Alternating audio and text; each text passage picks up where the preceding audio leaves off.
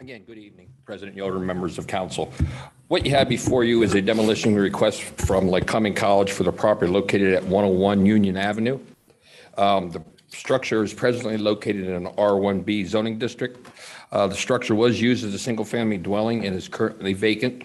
At this time, there's not a development plan in place. Owner will level and seed the area after demolition. And I do have a representative here if you have any questions of him or myself. Thank you, Mr. Girardi. Is there a motion and a second? Sorry, I forgot to ask for that.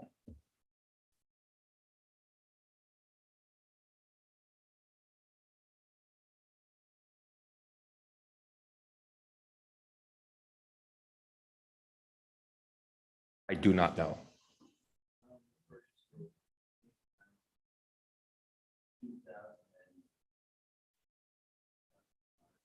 It's been a while. Yes. Any other comments or questions from other members?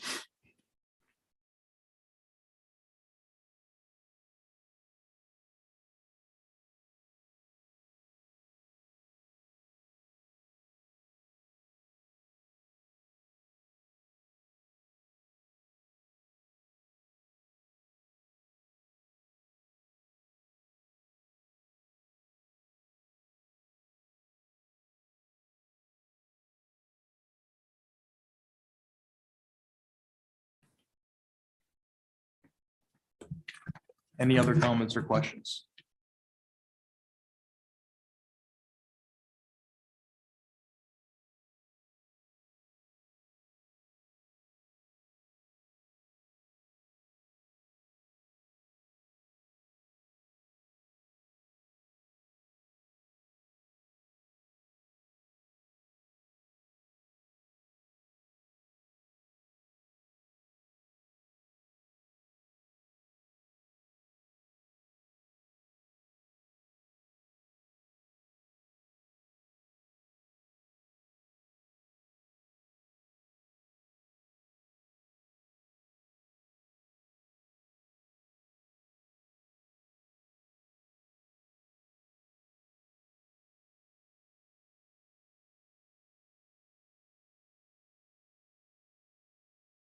Okay. That I believe, Mike. 117 right next door. Okay. It's used as housing for some of our activities. Oh, okay. All right. Thank you. Yep.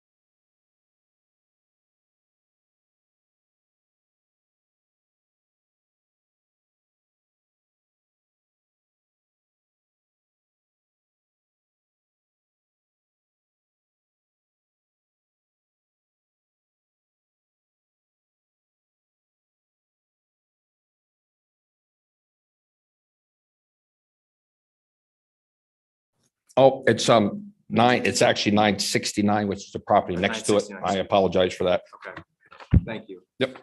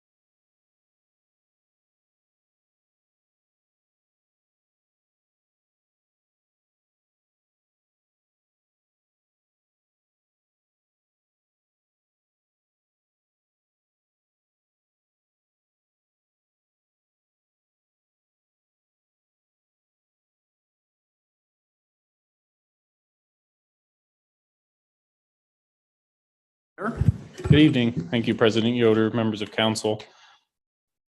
This resolution is for an agreement with McNerney Page Vanderlyn Hall. The treasurer's office had used Fred Holland for a little over a year for tax purposes as an attorney for our business privilege tax. He has moved firms to McNerney Page Vanderlyn Hall. This is really the same contract, same rate, same scope. It's just a contract with the new firm that he's with. And this was reviewed by finance and Solicitor White. Thank you, Mr. Grimes. Are there?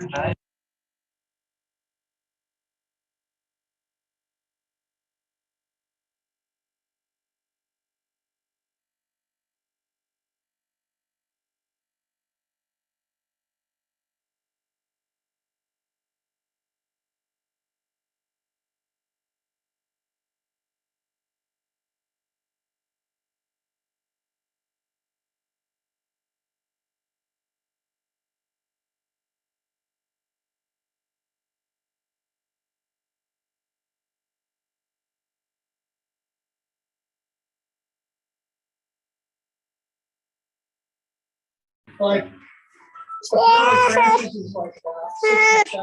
can't look at pictures right now.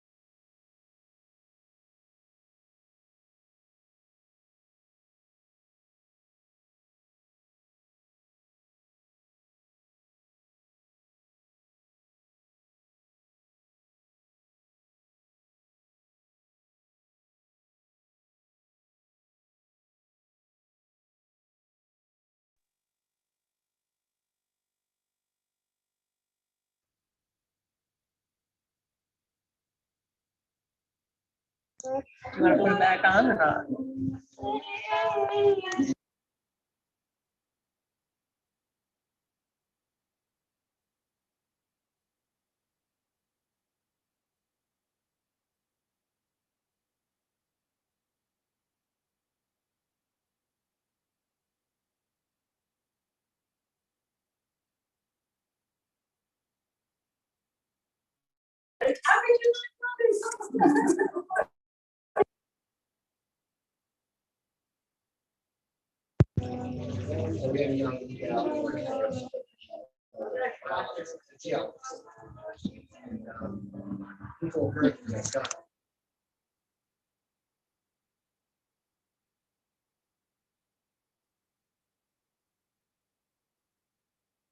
So a $10 increase after 3 years is certainly nothing to raise an eyebrow.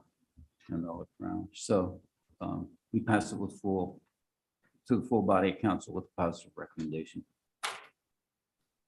Thank you, Mr. Allison. Are there any other comments or questions from other members of council? Hearing seeing none, Mrs. Frank on the motion, please. Mr. Allison, Yes. Mr. Mackey, Yes. Mr. Viter, Yes. Ms. Mealy, Mr. Yoder. Yes, motion passes 4-0. Item 13, Mrs. Frank, please.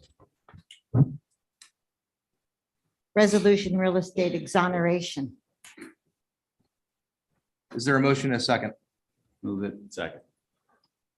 Motion and a second. Mr. Grimes. Thank you. This is for two real estate exonerations. One is for the property at 1001 Mead Street.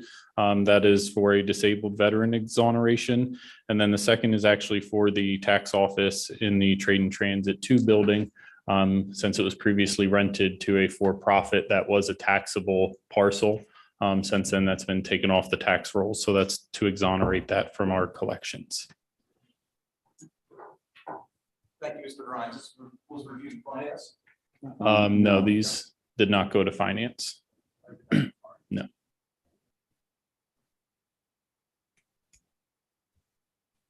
This was not reviewed in finance. Are there any comments or questions from members of council? And Liz, we should be able to hear you now, and we'll see how this goes. Oh, I'm out here, Adam, whenever you're looking for me. And no questions on this item. Thanks, Liz. Any other comments or questions from other members of council? Hearing seen none, Mrs. Frank on the motion, please. Mr. Allison. Yes. Mr. Mackey. Yes. Mr. Bider. Yes. Ms. Mealy. Yes, Janice. Mr. Yoder. Yes, motion passes 5-0. And then item 14, Mrs. Frank. Resolution real estate reduction. Is there a motion and a second? So moved. Second. Mr. Grimes. Thank you again. These are for the LERTA reductions. So these are also exonerations, partial exonerations of tax bills. These come to council every year. And this is part of the LERTA that was passed by city council. And these are the three properties currently in the LERTA program. And this is the exoneration based on the year that we are in for those LERTAs. Thank you, Mr. Grimes. I don't believe this went to finance either. So are there any comments or questions from other members of council on this? Mr. Mackey. Just to point out that this is Nick's last resolution that he will ever be presenting to us. It is.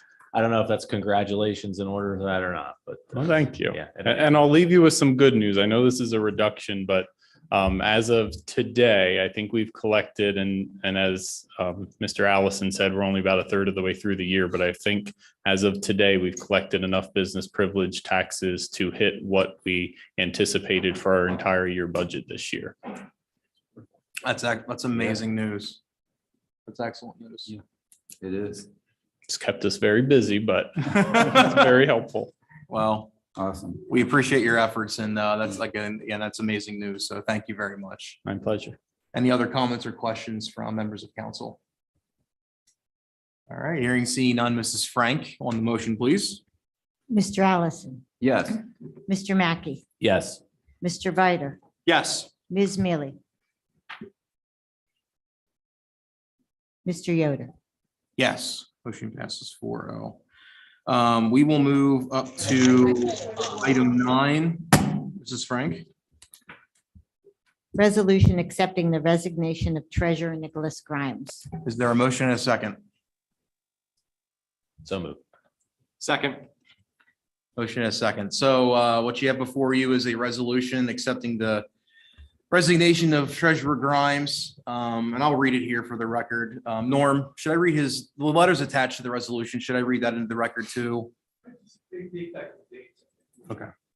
The resolution reads, whereas Nicholas Grimes, city treasurer, submitted a letter of resignation to Williamsport City Council on Friday, April 15th, 2022, after serving the city of Williamsport, Pennsylvania for 6.5 years, whereas attached copy of the letter submitted by Nick Grimes will provide the city of Williamsport with an accurate record. Now, therefore, it be hereby resolved by this Williamsport City Council accepts the resignation of Treasurer Nicholas Grimes effective May 1st, 2022. We are, well, I'll save a lot of my comments for the next one, but unfortunate opening, but nonetheless, accepting employment outside of the city and certainly understand and wish you well in that. So are there any comments or questions on the resignation? And I know none of us want to vote for this, but I'm still weighing it out. yeah, Yeah. Are you stuck if we vote no? Yeah, wait, no. if- Probably stuck paying me, so I'm not sure that that would benefit the Well, city, but. yeah, I was gonna say, I asked that question to the solicitor specifically, and I'm pretty sure he can collect double paycheck. So, I mean, we can do whatever we want, but I don't know that the taxpayers would be very happy with that. so. Any other comments or questions on the resignation resolution? Hearing and seeing none, Mrs. Frank on the motion, please. Mr. Allison, Under duress, yes. Mr. Mackey, Yes. Mr. Viter, Yes. Ms. Mealy, Mr. Yoder, Oh, I suppose so, Janice. Mr. Yoder, Yes, motion unfortunately passes 5-0. We'll move to item 10, Mrs. Frank, if you would read that in short form, please. resolution honoring Nicholas Grimes. Is there a motion and a second? Move it. Second. Motion and a second, and I'll read this into the record as well. This is a resolution honoring Nicholas Grimes.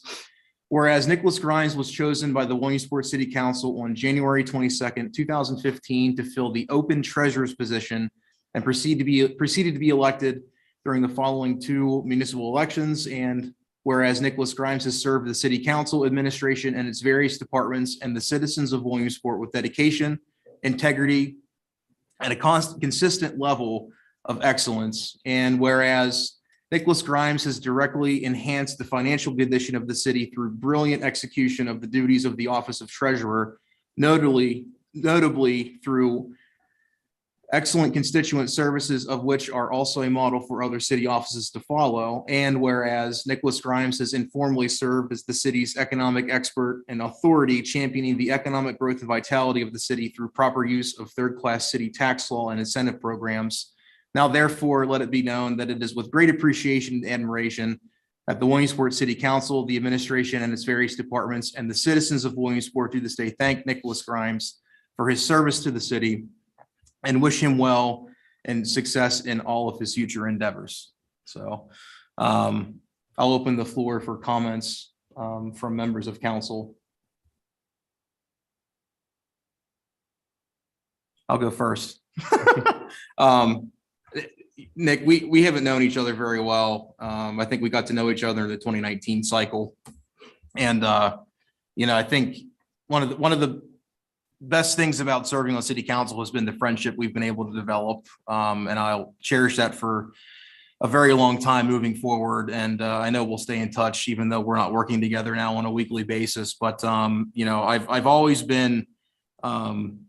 just always been impressed by your diligence with every issue that your office encounters and that you get involved in.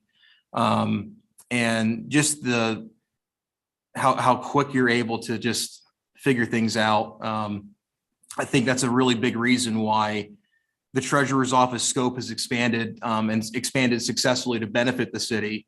The level of initiative that you have is nearly unmatched, and a lot of people that I've come across in my career, and certainly in the city.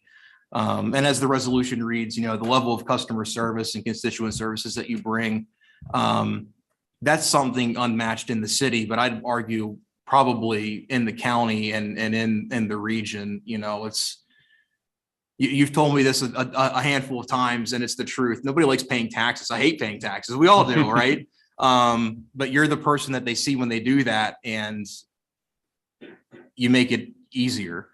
You explain why, and just even the amount of people that you get looking for other city departments.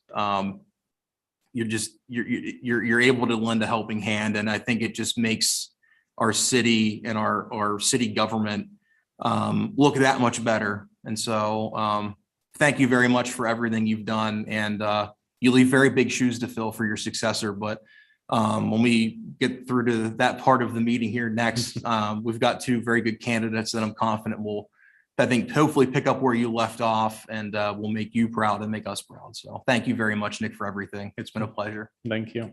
Well said. Any other comments or questions or et cetera for members of council?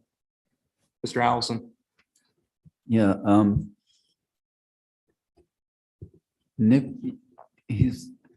it's really hard to articulate everything he's done, but you've done a very good job of opening that up, Mr. Yoder. It's been transformational in that office due to your diligence and desire to learn things beyond the normal scope of the treasurer's office traditionally. And that's been, I mean, literally, it's saved the city hundreds of thousands of dollars and brought us into areas that we weren't able to educate ourselves in our position. You had the initiative, the drive, and the intelligence to do all those things. But I think the more important than all that is what Adam pointed to. It's your demeanor, but you have that demeanor because of your character. That's what I've been most impressed with over the years. I never had to wonder about anything that you spoke about or brought to us or talked to me personally about. Never had to doubt that what I was hearing wasn't just the unvarnished truth that you had uncovered or had proposed. That means everything, especially in the position of treasurer. So I'm sure I could go on, but you've set a very high bar, and that's good. You know, the aim high, miss high is pretty accurate. So you know, and I'm sure we're gonna miss you a lot, but I think you've laid a foundation in that office that isn't going to go with you. It's there for others to build upon, and I think that is going to benefit the city for years to come. And for all that, there's really no way to express the appreciation and thanks for all of that. But thank you for being a great guy. It's been wonderful to get to know you. Thank you. Well said, Mr. Allison. Any other, Mr. Mackey?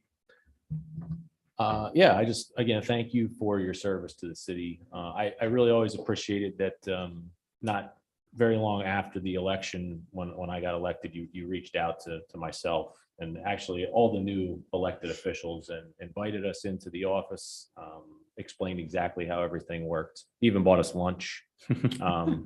But I always appreciated that. I appreciate you always answering my questions, explaining things to me like I was a third grader. But I wish you all the best, and yeah, good luck to you, and thank you very much for your service to the city. Thank you. Thank you, Mr. Mackey. Ms. Mealy, I know you're out there. We'll yield the floor to you. Yep, I am out here. And I just wanted to chime in and say that Randy and I were both around when we appointed Nick to city council quite a while ago now. And I remember at the time thinking, my God, he's so young. And I was kind of young myself back then, but thinking, my God, he's so young. What are we doing? And he's really been one of the most impressive people I've met and worked with in city government. And Nick, I count myself as so fortunate that the city got to have you as a treasurer for so long, because you really have, right, your unerring honesty and just eye for not only what's right, but what needs to be done in a given situation is remarkable.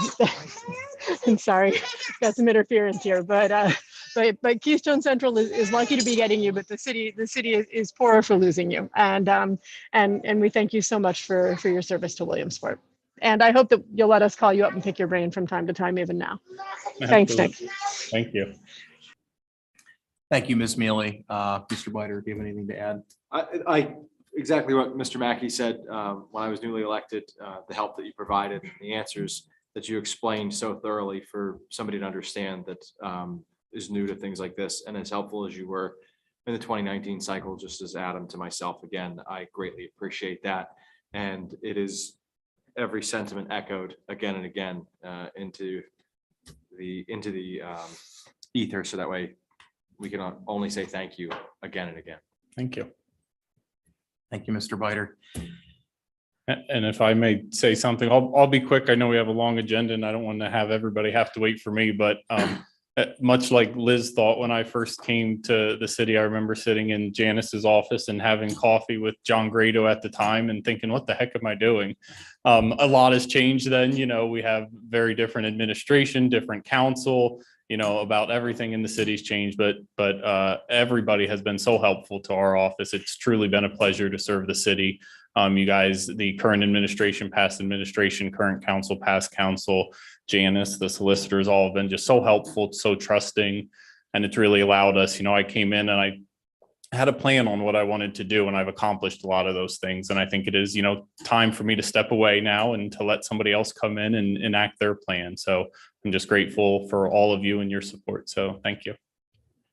Again, thank you, Mr. Grimes. We wish you well in all your future endeavors, and we know you're going to be successful. Thank you.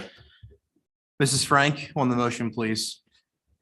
Now, do I have to? Mr. Allison, Yes. Mr. Mackey, Yes. Mr. Biter, Yes. Ms. Mealy, Yes, Janice. Mr. Yoder. Yes, motion passes 5-0. Thank you.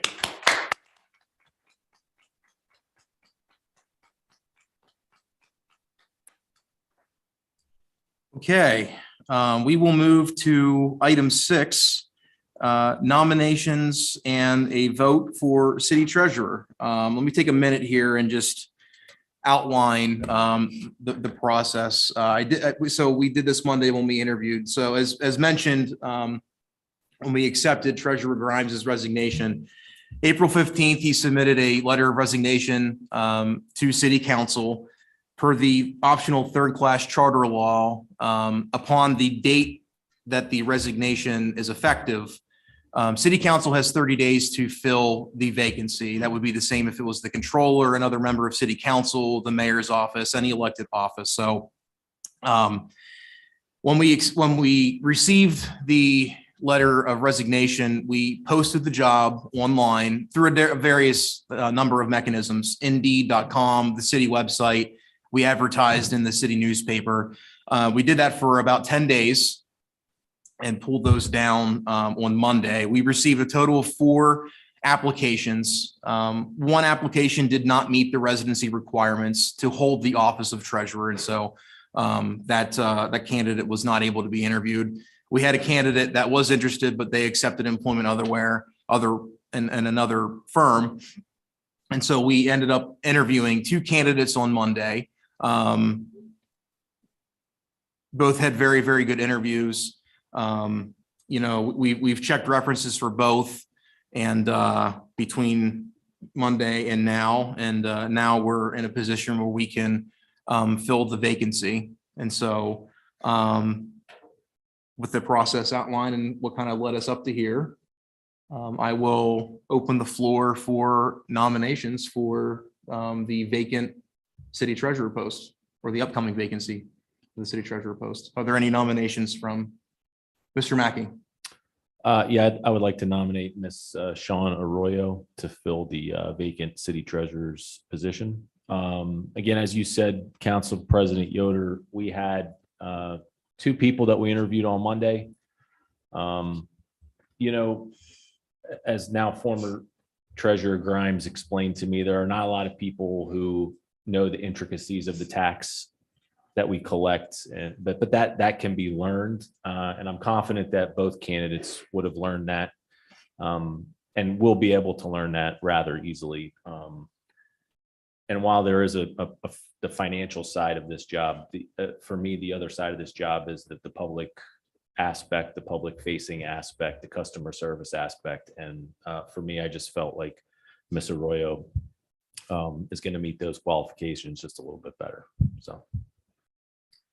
Thank you, Mr. Mackey. Is there a second to that nomination? I'll second that. Mr. Allison, thank you. Is there anything you'd like to add with that nomination? I think Mr. Mackey covered it well. I agree with the same thoughts that he had.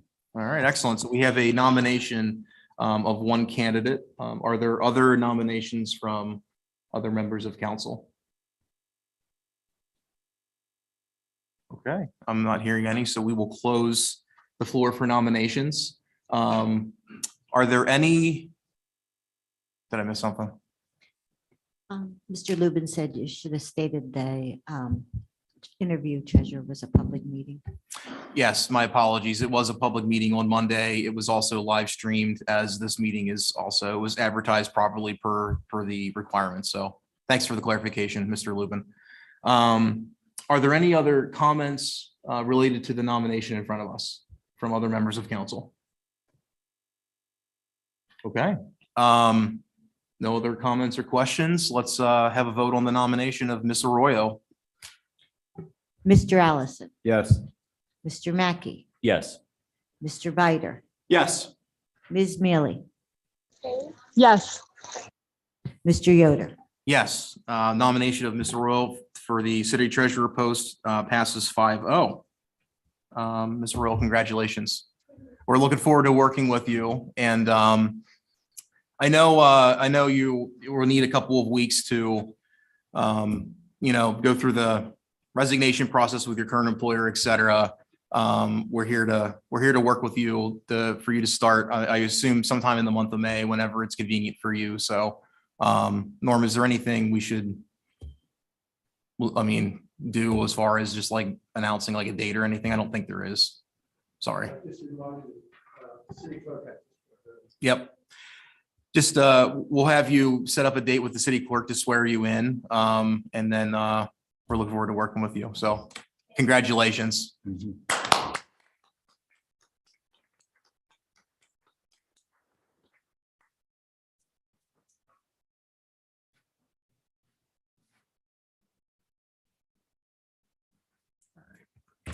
Okay, let's go up to item 5, appointment for the RVTA Authority Board. We have Noah Bauer, 372 Union Ave. He's appointed to a 5-year term commencing April 28th, 2022 and ending December 21st, 2026. Mr. Mayor, good evening, sir. I'll turn it over to you. Good evening, President Yoder, members of council and administration.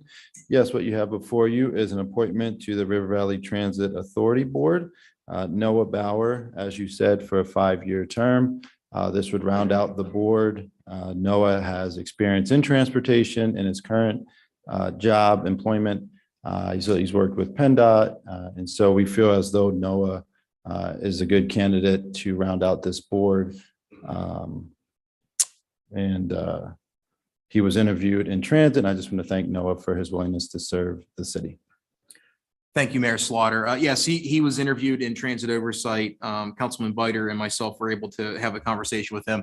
As you said, Mr. Mayor, Mr. Bauer he's a great, outstanding candidate. As you mentioned, he has some PennDOT experience, some transit experience at the school district level. And I think he's got a good head on his shoulders and a good sense of I think where the authority needs to go, what we're hoping transpires with authority between both council and the administration. And he's an outstanding candidate. So that was a bulk of the conversation in transit oversight. I'll turn it over to Mr. Bider if there's anything you wish to add from the discussion in transit oversight. Nothing I wish to add about the discussion, just about Noah personally. I've known him for a very long time. I was very happy that he reached out to step up for this authority. And I hope that the other members and he hit the ground running next month when they have their first board meeting and understand the gravity of the situation that we're in, because it is an awesome responsibility. And we are so grateful that the 5 of them were so willing to step up as they were. So thank you. Thank you, Mr. Bider. Are there any other comments or questions related to this nomination from Mr. Allison or Mr. Mackey? All right. Need a motion in a second. My apologies. We're bouncing around and it messes me up every time. Is there a motion in a second? Move it. Second. Motion and a second. Mrs. Frank on the motion, please. Mr. Allison, Yes. Mr. Mackey, Yes. Mr. Bider, Yes. Ms. Mealy, She left. Mr. Yoder. Yes, motion passes 4-0. Congratulations, Mr. Bauer. We're looking forward to the good work you're going to do for the RVT Authority Board. So thank you for stepping up. All right, let's move to, give me a second here. Let's move to item 15, resolution. Mrs. Frank, if you would read that, please. Resolution authorizing the Williamsport Bureau of Police to hire one officer. Is there a motion and a second? Move it. Second. Motion and a second. Chief Snyder, good evening, sir. Good evening, Council President, council members. I'm respectfully requesting your consideration and confirmation for the appointment of Officer Candidate Jacob Hewling to the Williamsport Bureau of Police. Jacob, stand right here with me at my right. Candidate Hewling has completed all requirements for employment with the Williamsport Bureau of Police and is scheduled to commence his employment with the city of Williamsport on May 16th, 2022. Candidate Hewling is already certified as a police officer in Pennsylvania through the Municipal Police Officers Education and Training Commission. Candidate Hewling is 25 years old and currently resides in Jersey Shore, PA area. He is the son of Jody and Michael Hewling, both of the Jersey Shore, PA area. Candidate Hewling is a 2015 graduate of Jersey Shore High School and a 2020 graduate of Wilkes University, where he earned a bachelor's degree in criminology and sociology. Candidate Hewling attended the Mansfield University Police Academy, where he received his Act 120 certification in 2021. He is currently employed with the as a police officer with the UMPC hospital here, or UPMC hospital here in Williamsport. Candidate Hewling would be assigned badge number 6. So I'll open up the floor for any questions. Thank you, Chief Snyder. Yes, sir. This was reviewed in public safety. That it I'll turn was. it over to Mr. Mackey. Yeah, the chief pretty much said it all. Again, it's just good that we should point out too that we do have a retirement coming, and then that this hire will get us back to the 48 that we currently sit at. Is that correct? That's correct. We have a retirement that'll be tomorrow, effective tomorrow. And then he would start and he'll be our 48th that we're budgeted for. So. But I mean, aside from that, we're happy to have Mr. Hewling coming on board, and this was passed with the full recommendation. So. Thank you, Mr. Mackey. Are there any other comments or questions from members of council? Mr. Allison? I just have, well, 2 comments. Welcome, Officer Hewling. So grateful for you to step up and become part of our force. Another one of the younger faces added to the group. So that's nice as well. And to the administrative staff, the chief, assistant chief, I like this transition. One in when one's gone out. There's no gap in there. We're not going to lose coverage. That's the best way to do it, I think. And so thank you for being so diligent on that. Thanks, sir. Thank you, Mr. Allison. Any other comments or questions from Mr. Bider? Looks like you have one. I do. Thank you. Welcome. How much of the police force is currently under 10 years of tenure within the agency? It's pretty high. I have to do the numbers for you, but we have a very young police department.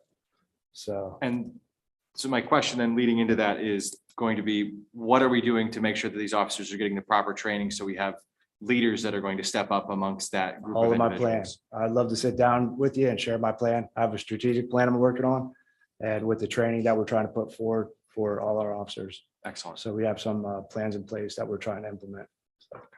Thank you. Yes, sir. Thank you, Mr. Bider. I would, 2 things. Welcome. It's exciting to see another cadet coming through, or I shouldn't say cadet, but you understand what I'm saying, coming through and joining the force. It's great to see. I would circle back on part of the discussions and deliberations that we had at the end of last year when we did increase the police force from 47 in 2021 to the budgeted 48 in 2022. As when we went through that discussion, we are receiving a cost savings when you look at the retirements that we have going out, and we're really increasing the force by 1 and still saving money because of that the youth that we are bringing into the police department, right? Yes. But that savings is only for a short time. If I remember, I think it's 3 or 3.5 years. I'd have to go back and look at my notes. When we get to that point, we will be beyond the point of savings, and the cost increase will compound a lot faster than what we had whenever we had 46, 47 officers. And we've got issues in public safety. We all certainly get that. We need good, qualified people on the street, and we're getting there, which is great. But the whole reason for bringing this up is, we're seeing a savings short term, but we need to continue to look at how do we maximize the police department, which we had a good dialogue, I thought, last year in how do we do that? What can we learn from other city police departments across the state that are operating on different cost models? And I know that you are working through that. You referenced that strategic plan. Yep. I'm really looking forward and hoping to see the fruits of some of that in this upcoming budget season as we go into 2023. We're making progress. We need to continue that and see how we continue to do more with less. It's hard. It's absolutely hard, but given the fiscal constraints that we're under, it's necessary. And so I extend the same invitation to you as well, sir. Come up, look at our ideas, what we're looking at. Like you just mentioned too, we are looking at there's 10 third-class cities that are mayor strong police departments in Pennsylvania. And we're looking at all of them, doing the comparisons and seeing how we can do it better here. So. No, that's good to hear. And I'll look forward to seeing what we can apply to this fall's budget. So thank you very much. Yes, Any other comments or questions? Hearing and seeing none, Mrs. Frank on the motion, please. Mr. Allison, Yes. Mr. Mackey, Yes. Mr. Bider, Yes. Mr. Yoder. Yes, motion passes 4-0. Welcome aboard, sir. We're looking forward to serving with you. So congratulations.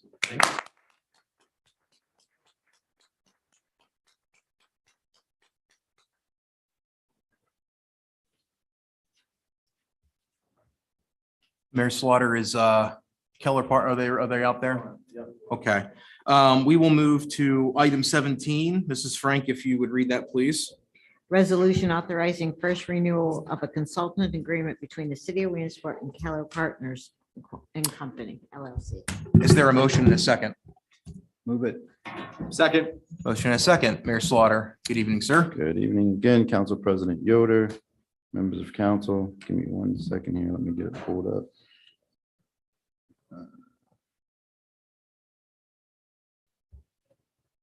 My apologies. So what you have before you is a resolution authorizing the first renewal of a consultant agreement between the city of Williamsport and Keller Partners. And this agreement the original one was entered into last year. So this is the first renewal of a 3-year term. Each year was subject to an annual renewal copy, which is attached to this resolution. And there are no changes to any of the financials or any terms of the agreement. This is simply the first renewal for the second year of the term, which is the 3-year term. As I mentioned previously, Keller representatives from Keller Partner are on the call, and they also are prepared to present their quarterly report as well after this resolution, if that's you so desire. Thank you, Mayor Slaughter. And yeah, certainly we can lump that all together. We can have their, I think, quarterly report and then go into the specifics with their contract. So if that's okay with everybody else. So I'll turn it over to Mr. Keller. Good evening, sir. Good evening. And welcome. Thank you very much. Greetings from the nation's capital here in Washington, D.C. Thank you, President Yoder, members of the council, and Mr. Mayor. We very much appreciate this time. Unfortunately, we were not able to be there in person today.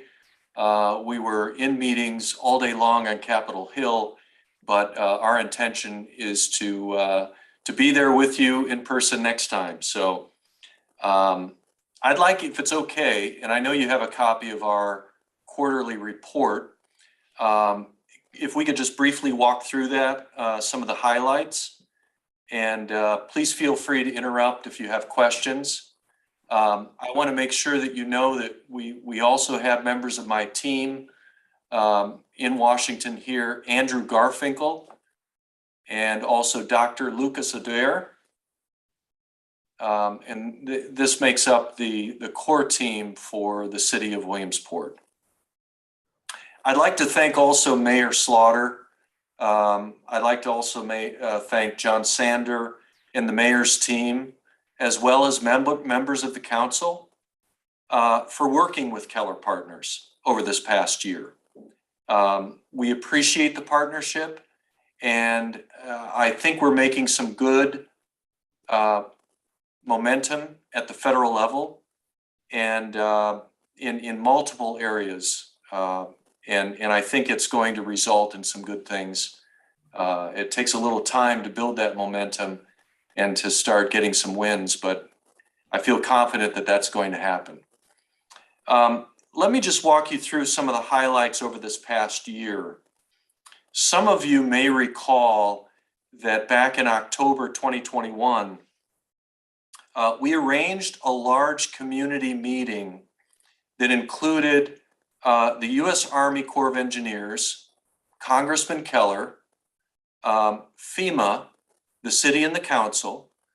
And the idea behind this meeting was to get everyone in the same room to talk about the community's number one priority, which is making sure the levy is up to standard, with the ultimate goal, of course, of getting it certified and accredited.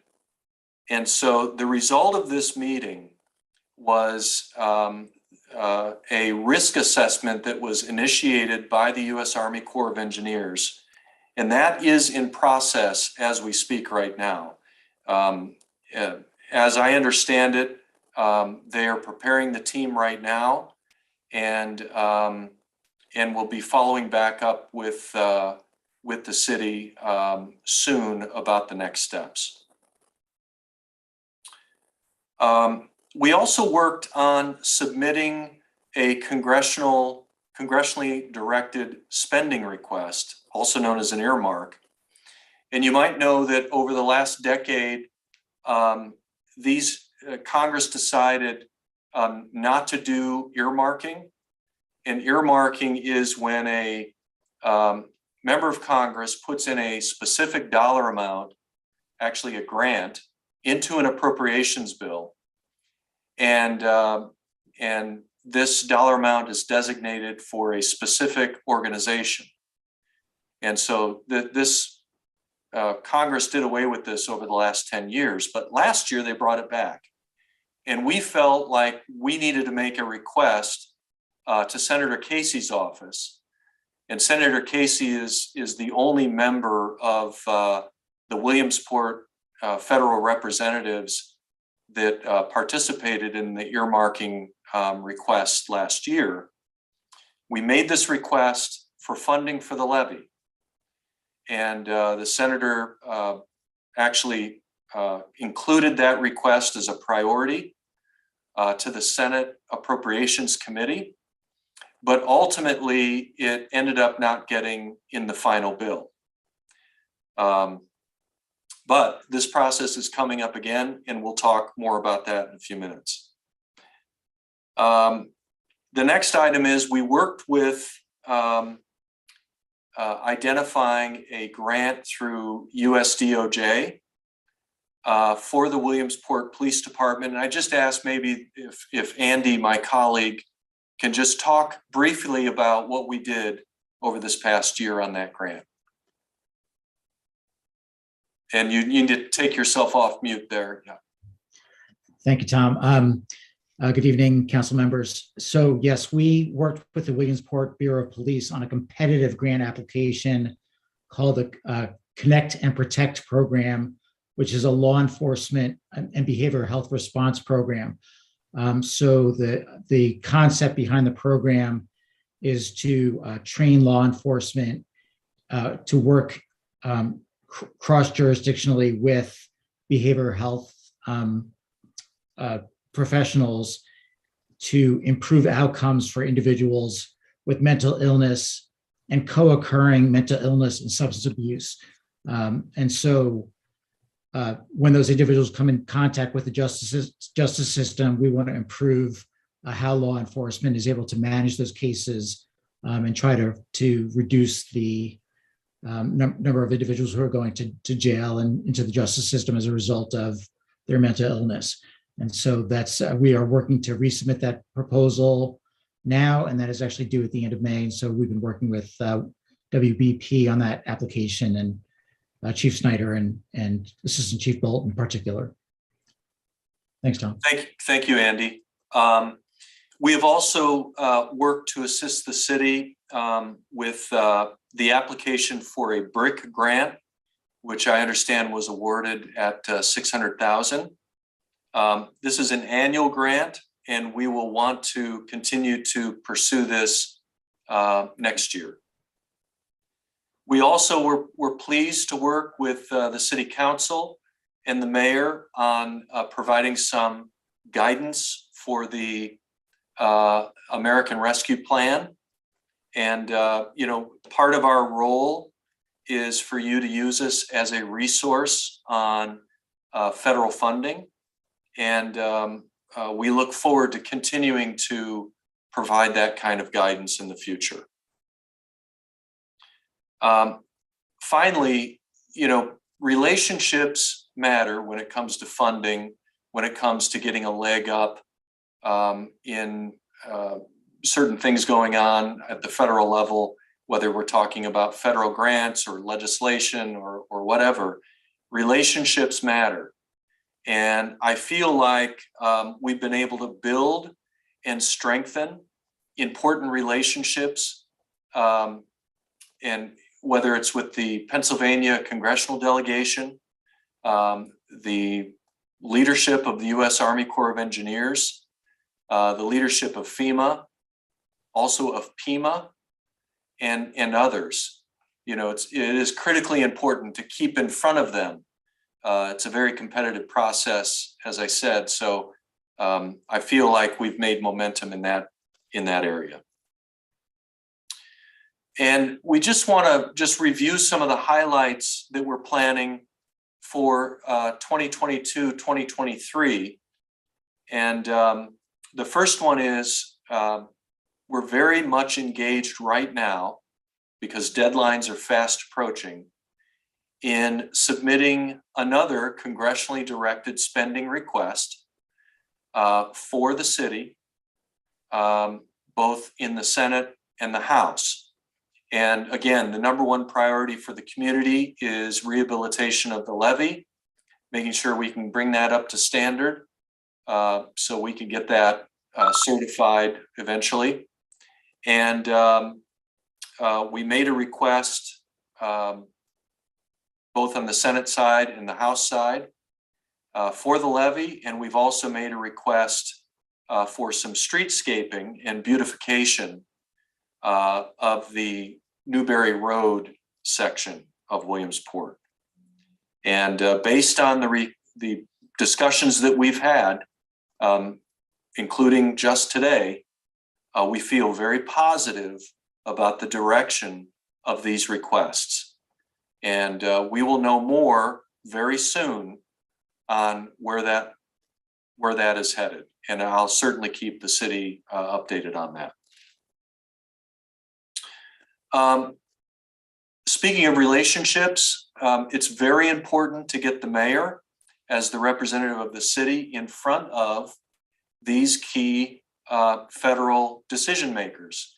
And so we have arranged what I think is a great schedule for the mayor on May 10th to come down to Washington and to participate in meetings with the congressional delegation and others to talk about the priorities for the city.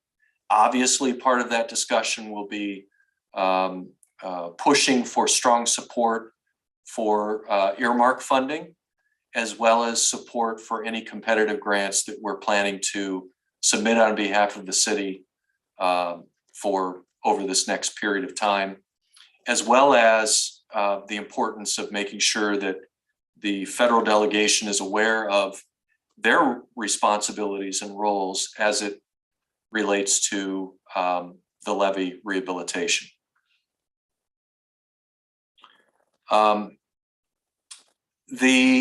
As I mentioned earlier, over this next period of time, we're going to build on the work that we did in gathering the community together for this discussion on the levy. And the Army Corps is going to launch this risk assessment of the levy. And we're going to be able to identify the weaknesses that need to be addressed in a more, I guess, strategic way, let's say, based on what the Army Corps is saying.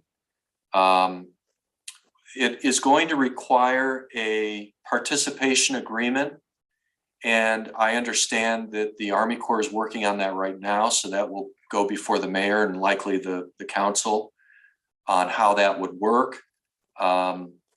As this work begins, there is an expectation that the city would need to provide a 50% match for the risk assessment work. While there is no clear dollar amount, we have been told that the total risk assessment cost may be around the $500,000 mark. And we will get more information on that as we continue to work with the Army Corps to make sure that they're aligned with our interests there. And finally, we have identified a number of grants through the Department of Justice, Homeland Security, Transportation, particularly coming down from the big infrastructure bill that was passed. Those grants are beginning to roll out. We're expecting more grants to roll out at the end of this fiscal year. And so we've got our eyes on these. We're working with the city on making sure that we're addressing those different funding needs. And we will keep you posted on that in our next report. Andy, do you have anything else to add on the grants piece? Thanks, Tom. So I think the only thing we need to add is on the bipartisan infrastructure law, the funding that just came out. We are keeping an eye on that out on that, as Tom mentioned. Those are competitive grant opportunities. So it's really about sort of staying ahead of the curve and being ready to go with different projects and working on these competitive grant applications. So there's a lot of money out there. We just need to identify those priorities. And we've been working with the mayor and the council to identify those opportunities. So we appreciate your work with us. And members of the council, it's very important to try to get ahead of some of these grants that might be coming out when we're talking about infrastructure and so on, is being prepared with certain projects. And I, again, want to thank the mayor and John Sander for working with us on that and being able to identify these needs of the city. And with that, we really appreciate the time. If you have any questions, we'd be happy to answer them. Thank you, Mr. Keller, for that update and overview of your quarterly report. Are there any questions or comments from members of council on the quarterly report offered by Mr. Keller? Mr. Allison. Yeah. Hi, Tom. Hello, sir.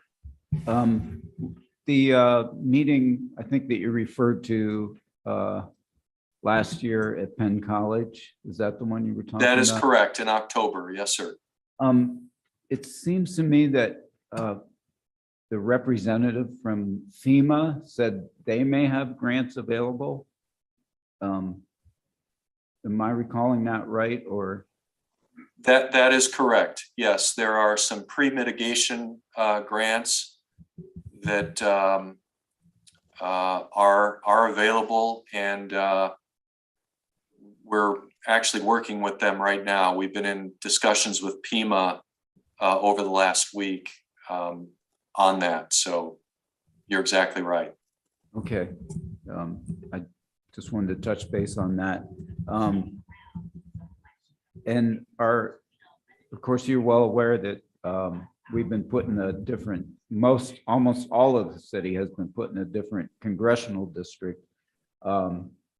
Is there going to be some transition, bringing Congressman Muser into the fold, so to speak? Yes, sir. Circle. Yes, sir. That is a great question. And the way that this has worked is that there has been every 10 years there's a redistricting that takes place. And the way that Pennsylvania has worked, there's a seat that's going to be removed. And unfortunately, that came down to Congressman Keller's seat. And he made the decision not to run against another Republican. But the way the lines will be drawn, or have been drawn, I should say, but this will not take effect until January 2023. Okay. The way the lines have been drawn is Williamsport will potentially benefit now from two different members of Congress. And not only Congressman Muser, who will represent a large portion of Williamsport, but also Congressman Thompson. And so we are in the process of having meetings arranged for the mayor on May 10th to begin working those relationships. And I've already had a conversation with Congressman Muser about this, and he's very much looking forward to seeing the mayor on the 10th. Okay. But if I may just add to that, this is exciting because both of these members also participate in the community project funding, also known as earmarking. And so there may be opportunities for these new members beginning next year to help the city financially.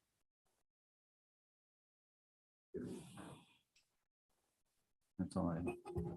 Thank you, Mr. Allison. Are there any other comments or questions on the quarterly report? Mr. Mackey, Mr. Mackey, you go first. Thank you. How you doing, Mr. Keller? Fine, sir. How are you? I am well. I guess just a comment first, as far as the levy recertification goes. I don't think it's any secret how important that process is. There's a statistic that floats around out there in the emergency management world that states, for every dollar spent on mitigation, you save somewhere between $6 and $8 on recovery costs. And when you think about the assets that levy protects, you just realize how important that really is. And when you talk about this risk assessment, did you say that there is a start date for that? They've not established an actual date yet. The mayor and I were in Colonel Pinchason's office, who is the commander of the Baltimore district in Baltimore, in January, talking about this, urging her team to speed this up as quickly as possible. And the mayor made the commitment that we want to work with them and make sure that this mitigation takes place as quickly as possible. And we had assurances from her that that would happen. And I think what it comes down to is, after the pandemic, they're hit with a number of different things, but we are working those things out so that we can get on a schedule. And we're going to be having a call actually tomorrow about this very topic. Okay, great. And then I did have a question about the Connect and Protect grant. We were not awarded with that grant. And are you able to speak to any of the comments that were given as to why we were not awarded the grant and what steps we're taking to make sure we get that grant in the next round. Because I personally feel like, you know, having some sort of crisis intervention team as part of our police department is extremely important. Sure, I can speak to that, Councilman. There were really only two primary critiques of the initial application. One is an issue related to how the project would be managed internally within the police department.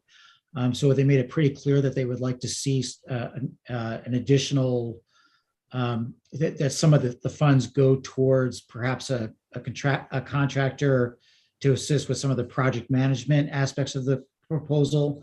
And so it's a total of $550,000 grant application. And so we could certainly put more resources towards somebody to help oversee the grant. They did not want to see the chief, assistant chief, sort of directly having to manage the grant, which is where we put a lot of resources. And then the second part is really about having a behavioral health specialist dedicated to the project team. And again, that's about making sure that we have the appropriate amount of resources. So those were the two primary critiques, and we feel like those both can be overcome by reallocating those resources to the appropriate places. Okay, thank you. That's all I have. Thank you, Mr. Mackey. Mr. Butter, you had some questions, it looked like. I do. I wanted to follow up with the risk assessment study. So what exactly, obviously risk assessment is the goal, but this is another study that we're looking at doing. And what I found in my time on council, being the new guy, is we like to study things again and again. So if you can please enlighten me as to why we have to go through this study being done by the Army Corps of Engineers, when the Army Corps of Engineers is the organization telling us that this levy is not certifiable because of the issues that we have with various parts of it, whether it be cross pipes, eye wall, et cetera. It's a great question. Thank you, Councilman. The levy, one of the comments that we made during our meeting in October was U.S. Army Corps of Engineers, the levy has been studied to death. Please don't make us go through this again. And, we worked to get legislative language in the Water Resources Development Act to compel the Army Corps to assist the city in addressing some of these issues. They're saying that they cannot do that unless they have some sort of, and this is not a study, by the way, this is an assessment. So it's a much less arduous activity by the Army Corps. It's supposed to be able to be done, fairly quickly within a 6 to 8 month period of time, as I understand it. And within that, they identify those certain areas that need to be addressed. In addition to that, it's possible that the requirements that we had for the levy some time ago may be able to be minimized through simple type of activities that are not costly. And this was one of the things that happened when we took the tour with the Army Corps team around the levy, and the congressman was there as well, and the mayor and everyone else. They were assessing this just visually. And so it's their process in how they deal with this. Meantime, Councilman, we're not waiting for the Army Corps. We are working the members of Congress to help with funding. And again, I think we're going to be successful in that effort to address some of these needs that will get right to the heart of the certification issue. And it will take some time, but we worked with the Department of Commerce, where we identified funding through the Economic Development Initiative to address the Memorial Avenue eye wall, which is lower than it should be according to the modern regulations. And we were able to win a $5.6 million grant to address that issue. And that is in process. So, we're not going to wait for the Army Corps, but we do need them to weigh in. I hope it answers your question. I beg your pardon? The $5.6 million, that was an EDA grant. Is that correct? That's correct. Okay. So if I may pivot just quickly, because I want to make sure, Mayor, if I could ask you, the work that we're doing then that we voted on for the cross pipes, things like that, that is okay to go ahead. It's not going to interfere with the risk assessment. No, so when we were with the Colonel and the Army Corps of Engineer team in January that Mr. Keller was referencing, we brought that up, and Army Corps and the Colonel did say that we can go ahead and work on the deficiencies that have already been identified simultaneously to them doing their risk assessment, with the ultimate goal being, if at the end of it, where the risk assessment and we're fixing the deficiencies we know about, that everything will be great and we can get recertified and accredited. So of course, we won't know that until the Army Corps does their risk assessment, which they have to do as part of this. But we are able, and Colonel gave us the blessing to go ahead and do work on the deficiencies that have already been identified. Will they then sign off on the work in progress, like so that way it's done correctly? We're not gonna have to go back in 2 or 3 years when they come out with their final ruling and say, oh, by the way, this was actually done right this way. It should be that. So everything once we make improvements, the Army Corps okay. will be here. They'll obviously look at everything. They'll actually be here simultaneously because they'll be doing their risk assessment. We'll be doing their improvements. So yes, it'll be a simultaneous process. Thank you. The last question that I had then for Mr. Keller, if I may ask, obviously this is an issue that doesn't just affect the city of Williamsport. It affects Old Lycoming Township. It affects Loyalsock Township and South Williamsport. So we've got a lot of adjacent municipalities. You're also doing work for Lycoming County as well. Are you doing levy work for Lycoming County as well as in conjunction of the city of Williamsport? That is correct. We believe that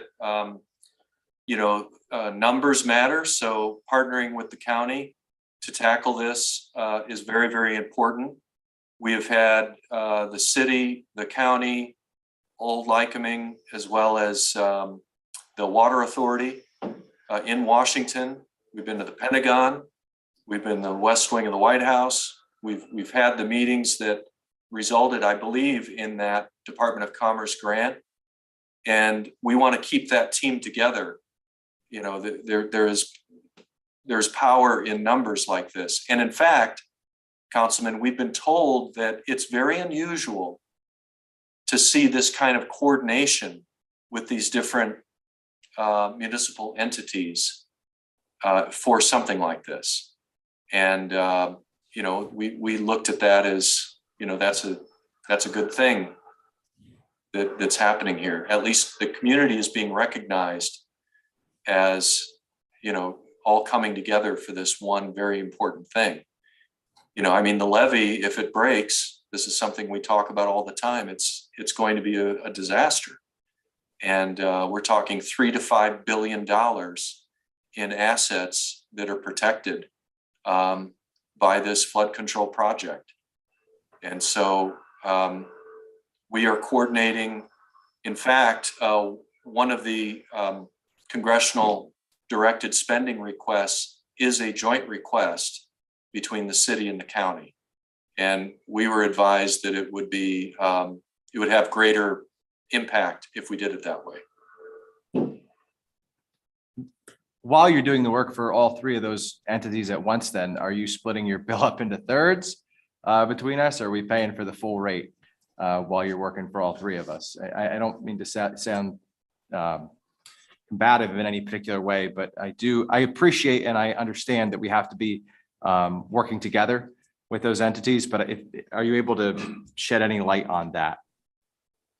There is no conflict of interest whatsoever. Okay. We coordinate on the levy. We are working on various projects for the county. The county is a big area that extends outside of Williamsport.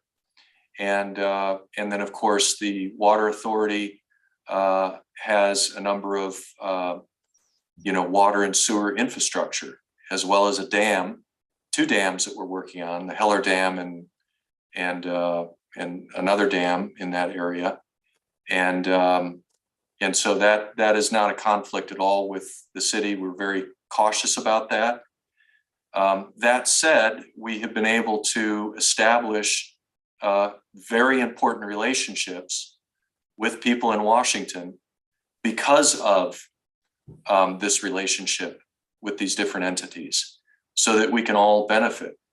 One of the things we've done over the past, I'd say the last couple of years, is we have tried to hold meetings between the 3 entities, so that maybe we could coordinate in such a way, even though there are completely different funding needs for each entity, but to coordinate to see if we could maximize the federal level support that the community is getting for these different entities.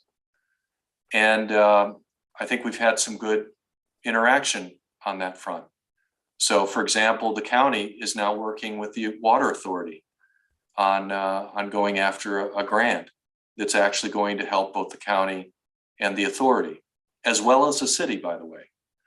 So there are a lot of interconnecting opportunities here, but of course there are separate needs for each entity.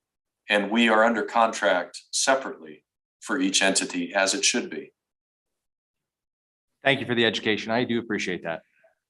Absolutely. Yes, sir. And can I just add one thing about the levy?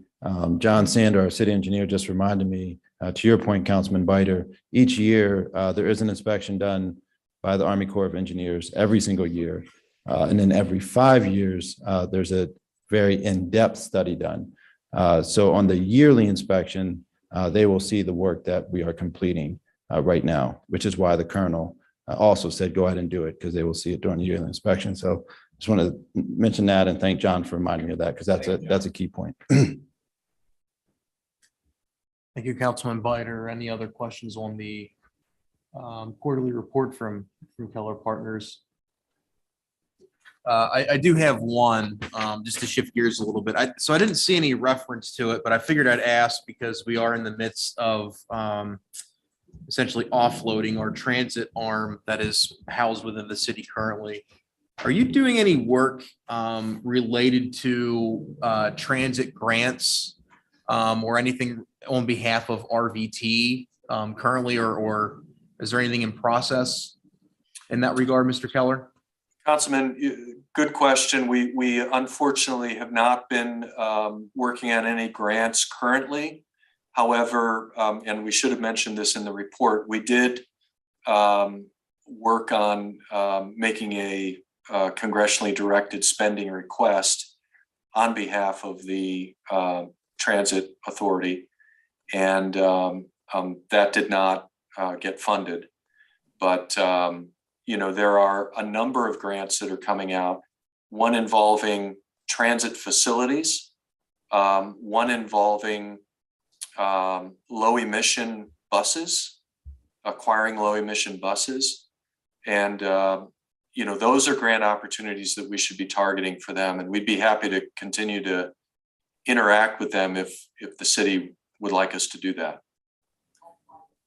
Thank you for the clarification. The only reason I ask is, as of right now, the goal is July 1. That's no longer going to be a part of the city. So I would actually think that we probably would not want that we would want them to take care of that on their own, and the new authority board can figure out how they want to handle that, whether it's internally, whether it's through contracting with somebody like Keller, going through an RP process. But it seems like you're on the same page in agreement, Mr. Mayor, which is good. Okay, no, that's very good. It's the only question I have. Thank you very much, Mr. Keller, for the quarterly report. We can go into the resolution in front of us, and I guess, turn it over to Mr. Allison because this was reviewed in finance. If you would be so kind, sir. Yes, we did review in finance. It's, as the mayor stated, it's the first renewal of the contract, the 3-year contract that we signed, and nothing's changed. We talked about the continuity that will be provided with staying with Keller, since they're in on so many things that are in transition right now, that hopefully are going to bear fruit, and we'll get this wrapped up in the next couple years. That's aggressive, but I think we need to look at it that way. Yeah, we had some discussion about, and the cost is the same, so there weren't any, so that there wasn't much more to speak about as far as this contract is concerned. The request was made to get a report to go along with it. Perhaps Councilman Biter. Okay. No, Yeah, that was about it then. So we passed the full body council with a positive recommendation. thank you, Mr. Allison. Are there any other comments or questions from members of council related to the resolution and the contract renewal? Okay, hearing and seeing none. Mrs. Frank, then on the motion, please. Mr. Allison, Yes. Mr. Mackey, Yes. Mr. Bider, Yes. Mr. Yoder. Yes, motion passes 4-0. Thank you, Mr. Keller, for the report and information. Thank you, Mr. Mayor. Is somebody out there from Delta? No. No, okay. She's under the weather. And that's fine. We'll go back in order then. So that's why I was asking. Yeah. Okay, we'll try to go in order the rest of the way. I think we captured everybody from the public that was visiting for supporting any of these. Item 7, Mrs. Frank, if you'd read that in short form, please. Ordinance creating the position of a police chaplain within the Williamsport Bureau of Police in first reading. Is there a motion and a second? Move it. Second. Motion and a second. Chief Snyder, good evening, sir. Chief Good Bolt, evening. or Assistant Chief Bolt, good evening as well.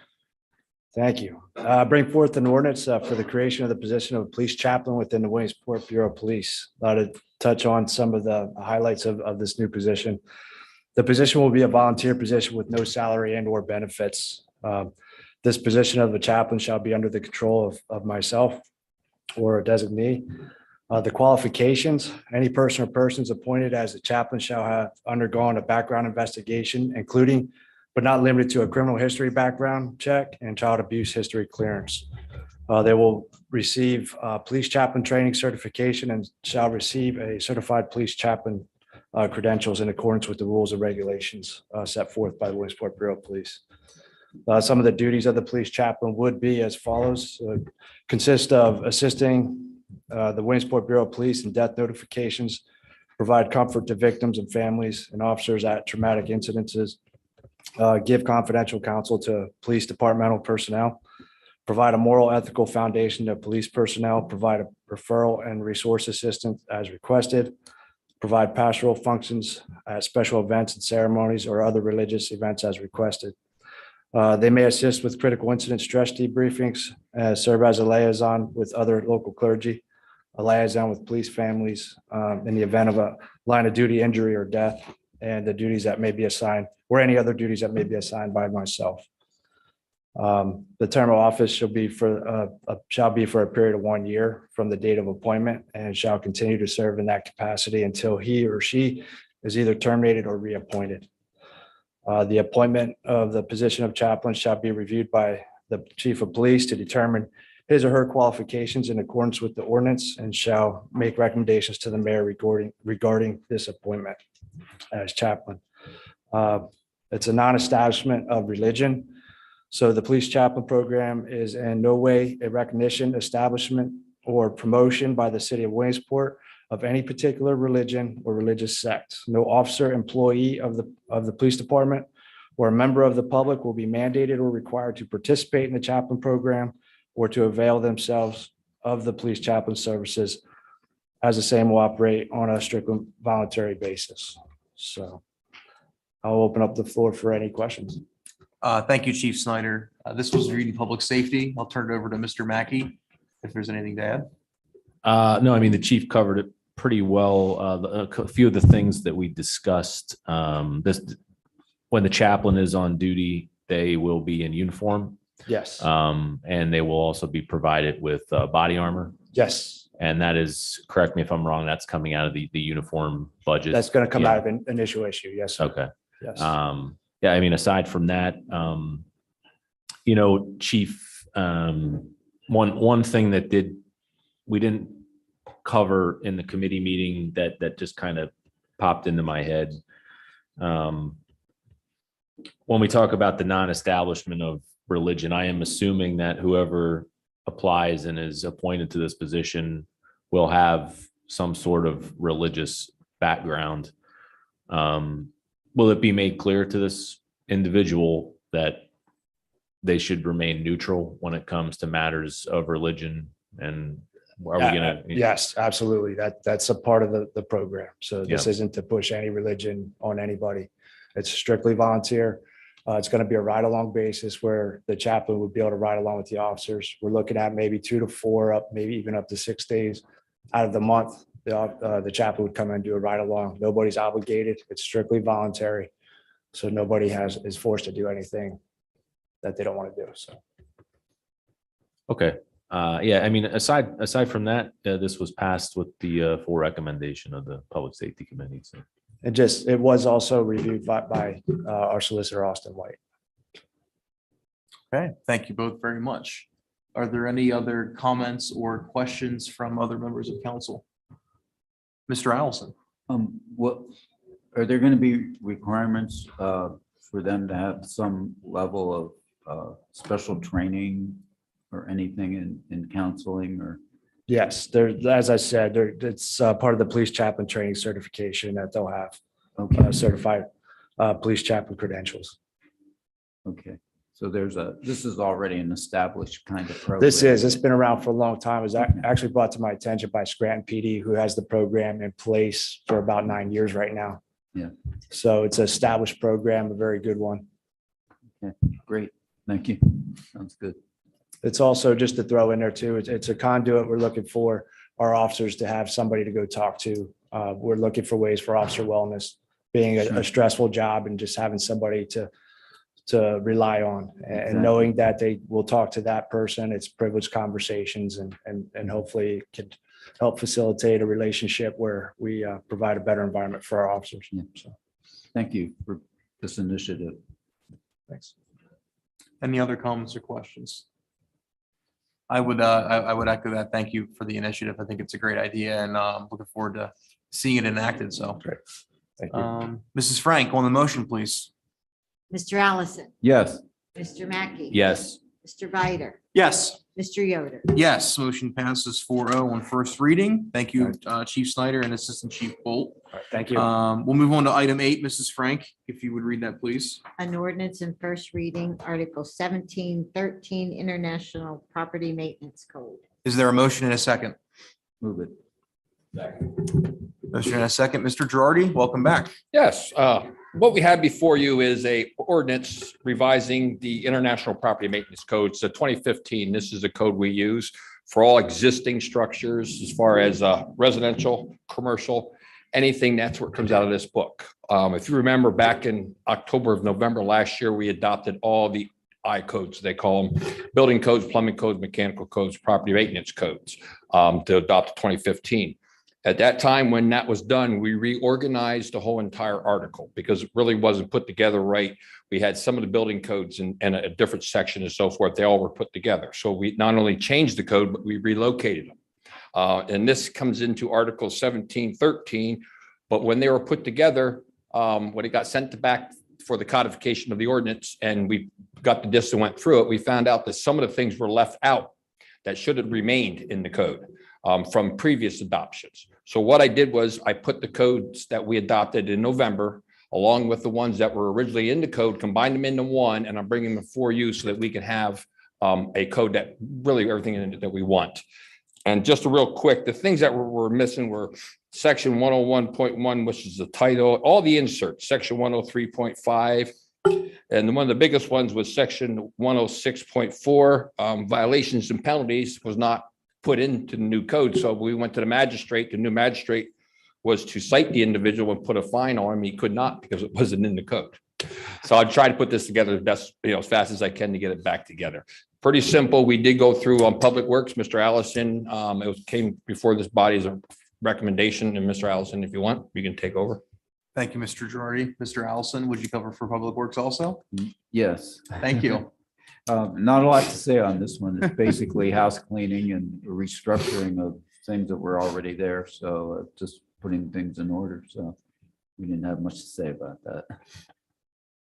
Thank you, Mr. Allison. Are there any other comments or questions from other members of council on this ordinance? And we did go through all the I codes. So this is the only one that some stuff was not forwarded to. So this is the only one I have to change, not any other one. Yeah, that's perfectly fine. We passed it to the full body council, positive recommendation. Excellent. Thank you, sir. Hearing and seeing other questions, Mrs. Frank on the motion, please. Mr. Allison, Yes. Mr. Mackey, Yes. Mr. Bider, Yes. Mr. Yoder. Yes, motion passes 4-0. Thank you, Mr. Girardi. Thank you. We'll jump down to next in order is item 16. Mrs. Frank, if you would read that, please. Resolution authorizing first renewal of consultant agreement between the city of Williamsport and Delta Development. Is there a motion and a second? So moved. Second. Motion and a second. Mr. Mayor, welcome back. Good evening again. Yes, good evening again, President Yoder, members of council and administration.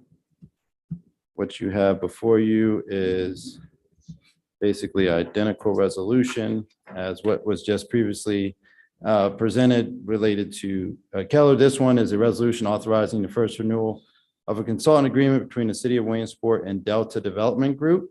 Again, this was the first year was approved last year. This is the first renewal for the second year of a 3-year term. Again, nothing has changed within the terms of the agreement. This is simply the first renewal with Delta Development Group. They were planning to do their quarterly report tonight as well. Unfortunately, their representative fell ill today. So she will present their quarterly report in 2 weeks to City Council. Thank you, Mayor Slaughter. And it was reviewed, I'm sorry, in finance Yep. and forwarded to the full body with a positive recommendation. Thank you, Mayor Slaughter. This was reviewed in finance. Mr. Allison. Yes, it was. Pretty much the same conversation we had as we did with Keller, other than we're not going to get the quarterly report tonight. So we did pass the full body of council with a positive recommendation to renew. Excellent. Any comments or questions from members of council?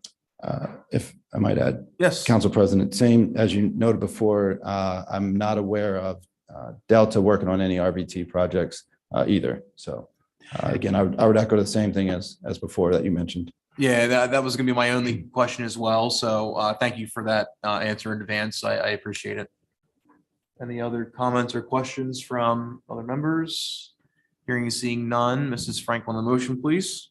Mr. Allison, Yes. Mr. Mackey, Yes. Mr. Bider, Yes. Mr. Yoder. Yes. Motion passes 4-0. We'll go to item 18, Mrs. Frank. Resolution authorizing first renewal of agreement for legal services with the city solicitor under Mccormick Law Firm. Is there a motion and a second? Move it. Second. Motion and a second. Mayor Slaughter. Yes, good evening again, President Council, President Yoder, excuse me, members of council. What you have before you is a resolution authorizing the first renewal of an agreement for legal services with the city solicitor. Again, last year, we entered into an agreement, or the city entered into an agreement with Mccormick Law Firm. It was a 5-year subject to annual renewals. And this is the first renewal of that 5-year term. And the city of Williamsport does desire to renew this agreement. And there is a slight difference in this one related to the rates, which were attached in your packet. and I'll read those into the record. There is, it's limited to an additional $5 per hour for each type of service. The rates are presently $120 per hour for partners, $100 per hour for associates, and $60 per hour for paralegals. The new proposed rates will be $125 per hour for partners, $105 per hour for associates, and $65 per hour for paralegals. And per the letter from Solicitor White, the increase is to keep pace with inflation.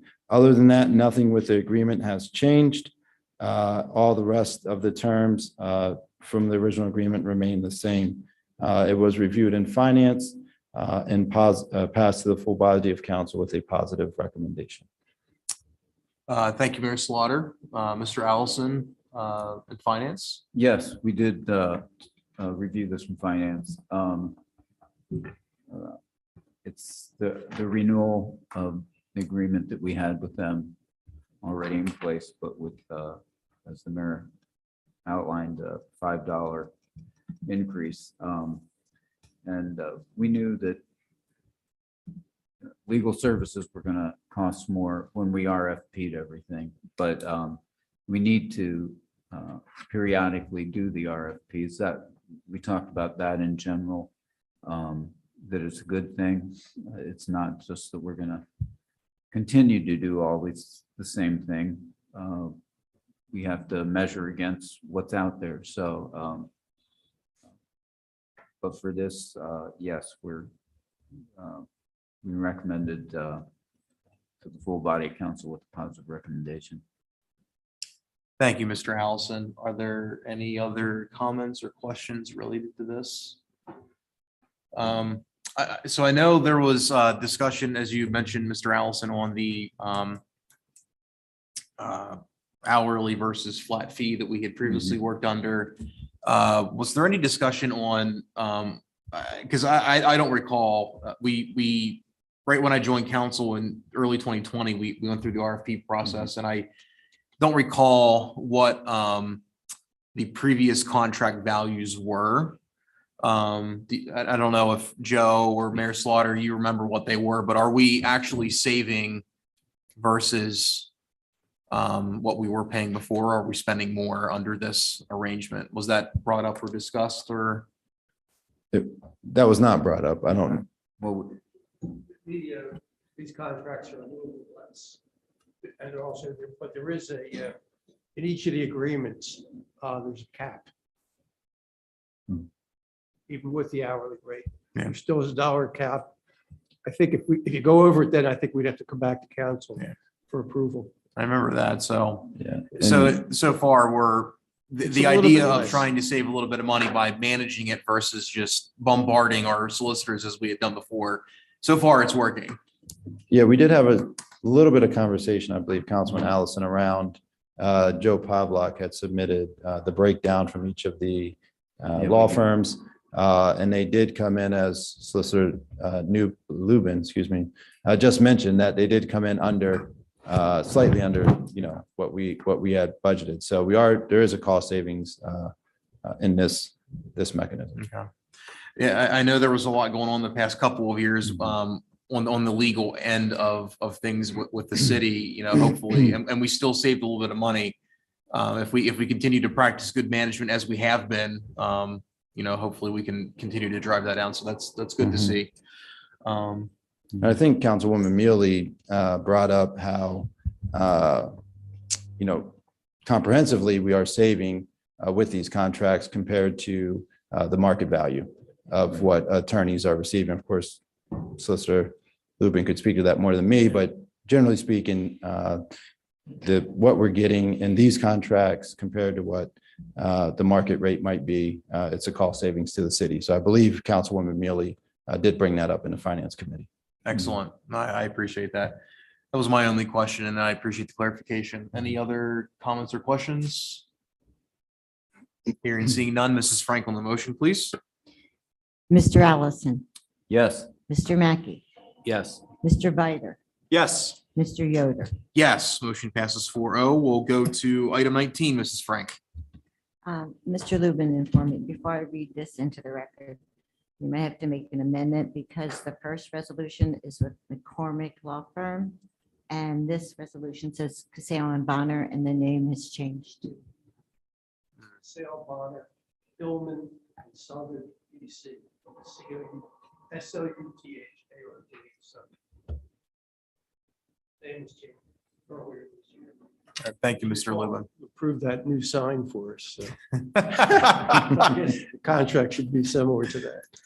Thank you, Mr. Lubin. Is there a motion and a second? So moved. Second. Motion and a second, Mayor Slaughter. Yes, good evening again, President Yoder, members of council administration. What you have before you is a resolution authorizing the first renewal of an agreement for legal services with the Assistant City Solicitor. Again, very similar to the first one, as was just mentioned.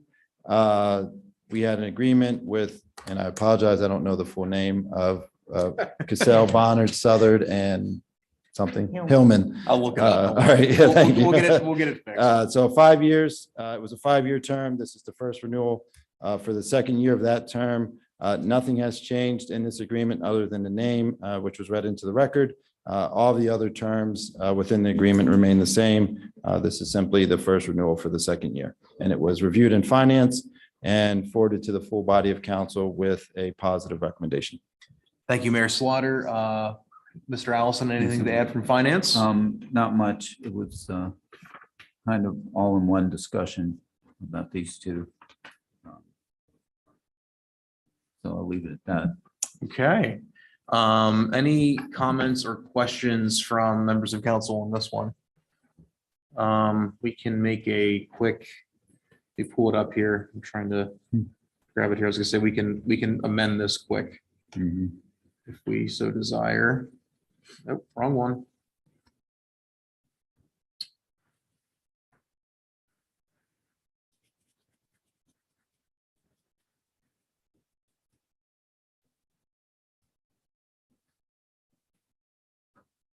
Okay. Well, I guess, yeah, we would just have to formally, where's it at here?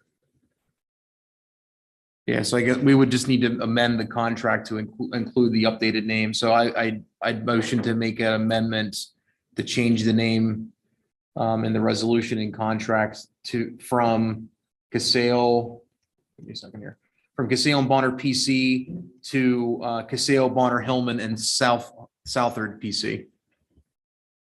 Second. Motion and a second. Any comments or questions on the motion to amend? Mrs. Frank on the motion to amend? Mr. Allison, Yes. Mr. Mackey, Yes. Mr. Bider, Yes. Mr. Yoder. Yes, motion to amend passes 4-0. Any final comments on the main motion, the resolution? Hearing and seeing none, Mrs. Frank on the main motion, please. Mr. Allison, Yes. Mr. Mackey, Yes. Mr. Bider, Yes. Mr. Yoder. Yes, motion passes 4-0. Thank you. We'll move to item 20. If you would read that, please, Mrs. Frank. Resolution authorizing first renewal of an agreement for legal services with the city transit solicitor, which is Summer Nagy Law Offices. Is there a motion and a second? So Open moved. discussion. Second. Motion and a second, Mr. Mayor Slaughter, one or the Yes. other. That's right. Good evening, Mr. President Yoder. Members of council administration. Yeah, what you have before you again is a resolution authorizing the first renewal of an agreement for legal services with the city transit solicitor. Again, this original agreement was entered into last year. It had a term of 5 years, subject to an annual renewal. This is the first renewal of the second year of this term. Nothing has changed within this agreement. It remains the same. There were a number of questions related to the transition to the authority during the finance committee, which therefore they passed it along to the full body of council with no recommendation pending the answers to those questions. Solicitor Nagy is on with us here this evening, and I did make her aware of some of the questions out of the finance committee for this evening. And so she's on Zoom tonight. And so, as I said, it got passed full body council with no recommendation pending answers to those questions. Thank you, Mayor Slaughter. I'll turn it over to you, Mr. Allison from Finance, unless you'd like to have Jill address any of the questions. No, she should go ahead and ask him. We just wondered how it was all going to work since there's going to be an authority and how we're going to transition this whole agreement. Excellent. Jill, good evening. Sorry, I didn't know you were out there. I would have. No worries. I'm so sorry. No problem. So I did get a couple questions from the mayor, and basically what would happen is pretty much once we get to the July 1st deadline and the bank accounts are open and the federal funds are moving towards RVTA, the transit portion of my contract would simply transition to them at their discretion if they so choose.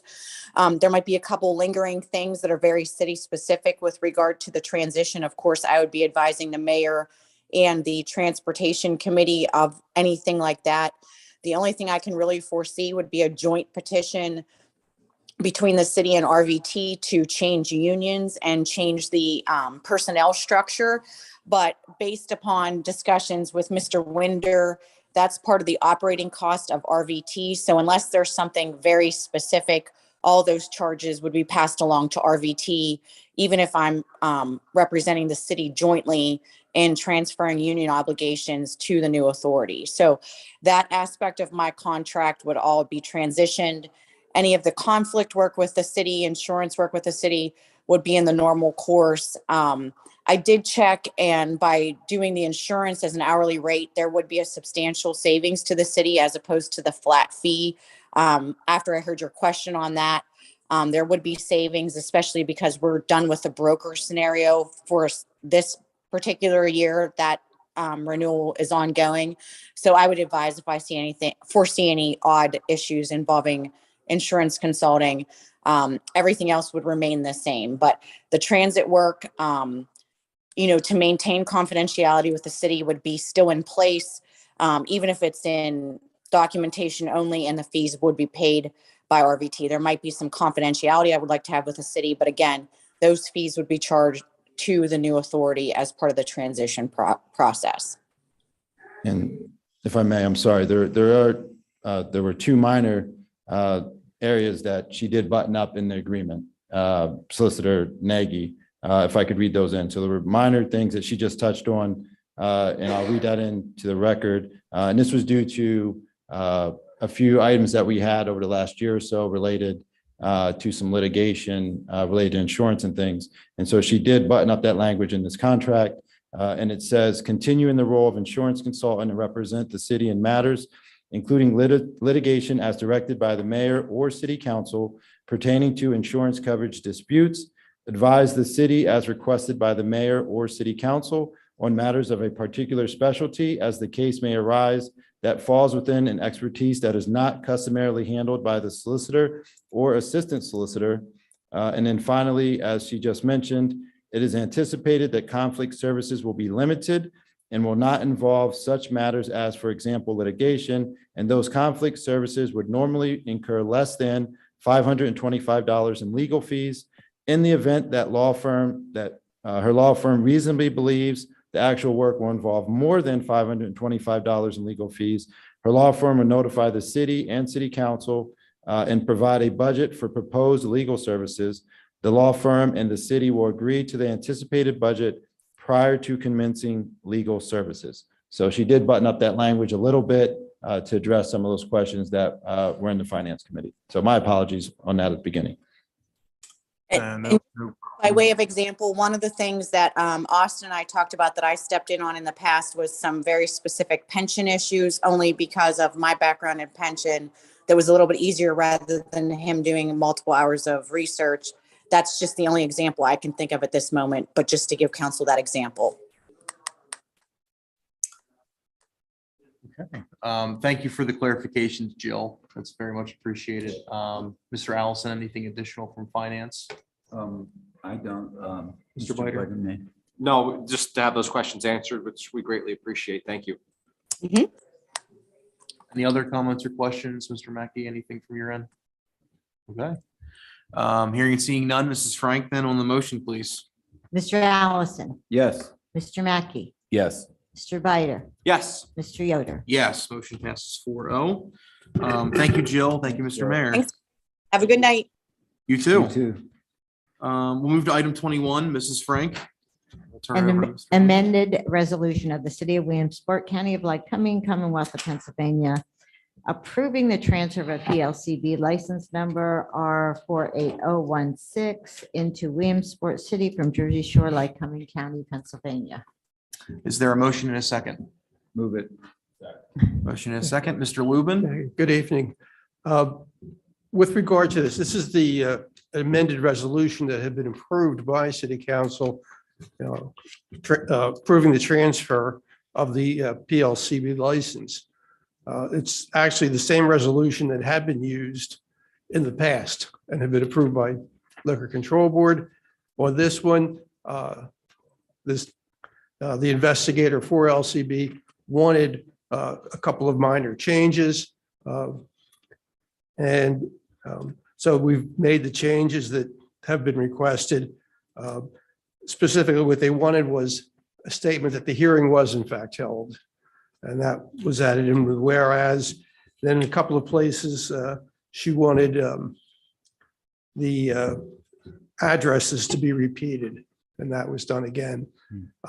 The attorney for the new company, he did send a copy of this down to her, and she said this one would be fine. So hopefully they'll get their license soon and could open their business. Thank you, Mr. Lubin. Yes. This was not reviewed in committee since we're just amending a resolution. Are there any comments or questions on this resolution from anyone? Okay, hearing and seeing none. Mrs. Frank on the motion to amend this resolution, please. Mr. Allison. Yes. Mr. Mackey. Yes. Mr. Bider. Yes. Mr. Yoder. Yes, motion passes 4-0. Thank you, Mr. Lubin. Move to item 22. Mrs. Frank, if you would read that, please. Resolution awarding the construction contractor for the Shaw Park Splash Pad to Landserv Incorporated. Is there a motion and a second? Move it. Second. Motion and a second. Mr. Sander, good evening, sir. Good evening, everybody. So what you have before you is the resolution to award construction of the splash pad to Landserv Incorporated. Splash pad obviously goes in Shaw Park. Landserv teamed up with a certified splash pad installer, Aqua Underground. I think they're out of Georgia. Construction wise, Landserv is going to be the prime contractor, perform excavation. Aqua Underground is going to install all the Vortex products, and then Landserv is going to essentially top it off with 10 inches of aggregate and 6 inches of reinforced concrete and button up the site. This cost of $328,800 is all inclusive, includes the splash pad itself for construction and all of the related electricity and plumbing. So this was reviewed in Public Works and given a positive recommendation.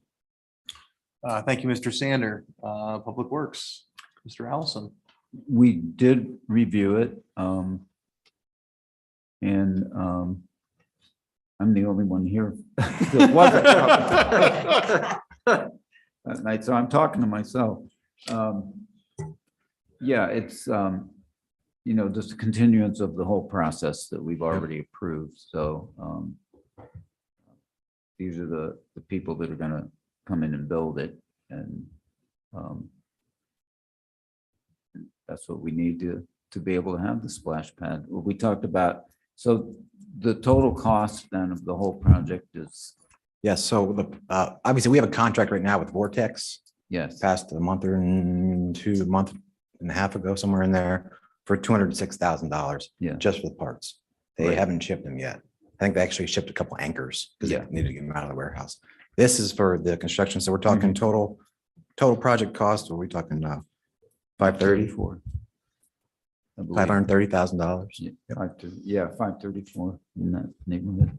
So that's what we're looking at, and that's what we had talked about all along. So Okay. Thank you, Mr. yeah, Allison. we passed it with full to the full body council with positive recommendation. Okay. Any other comments or questions from other members of council? So the bid that they made and the cost of the material is the same as what Vortex? No, so a month and a half ago, we executed, yeah, Break it out. We had to get somebody else to do the construction. Correct, part of it. But correct. The grand total ends up being the same. I don't remember. I think it was at that time a little over 500,000, 506, somewhere in there.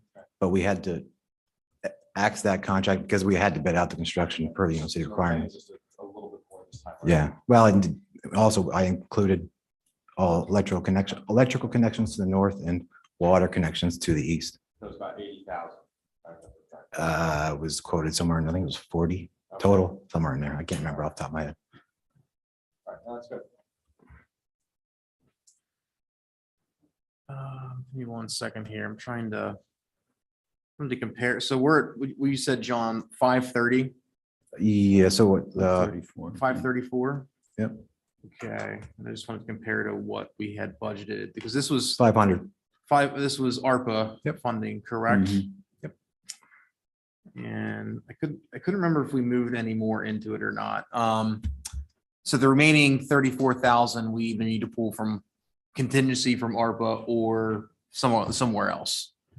Has there been any discussions from the administration's perspective, if there's a preference one way or the other? No, not to my knowledge. I don't know if anyone, fine, I don't believe so at all. No. Okay.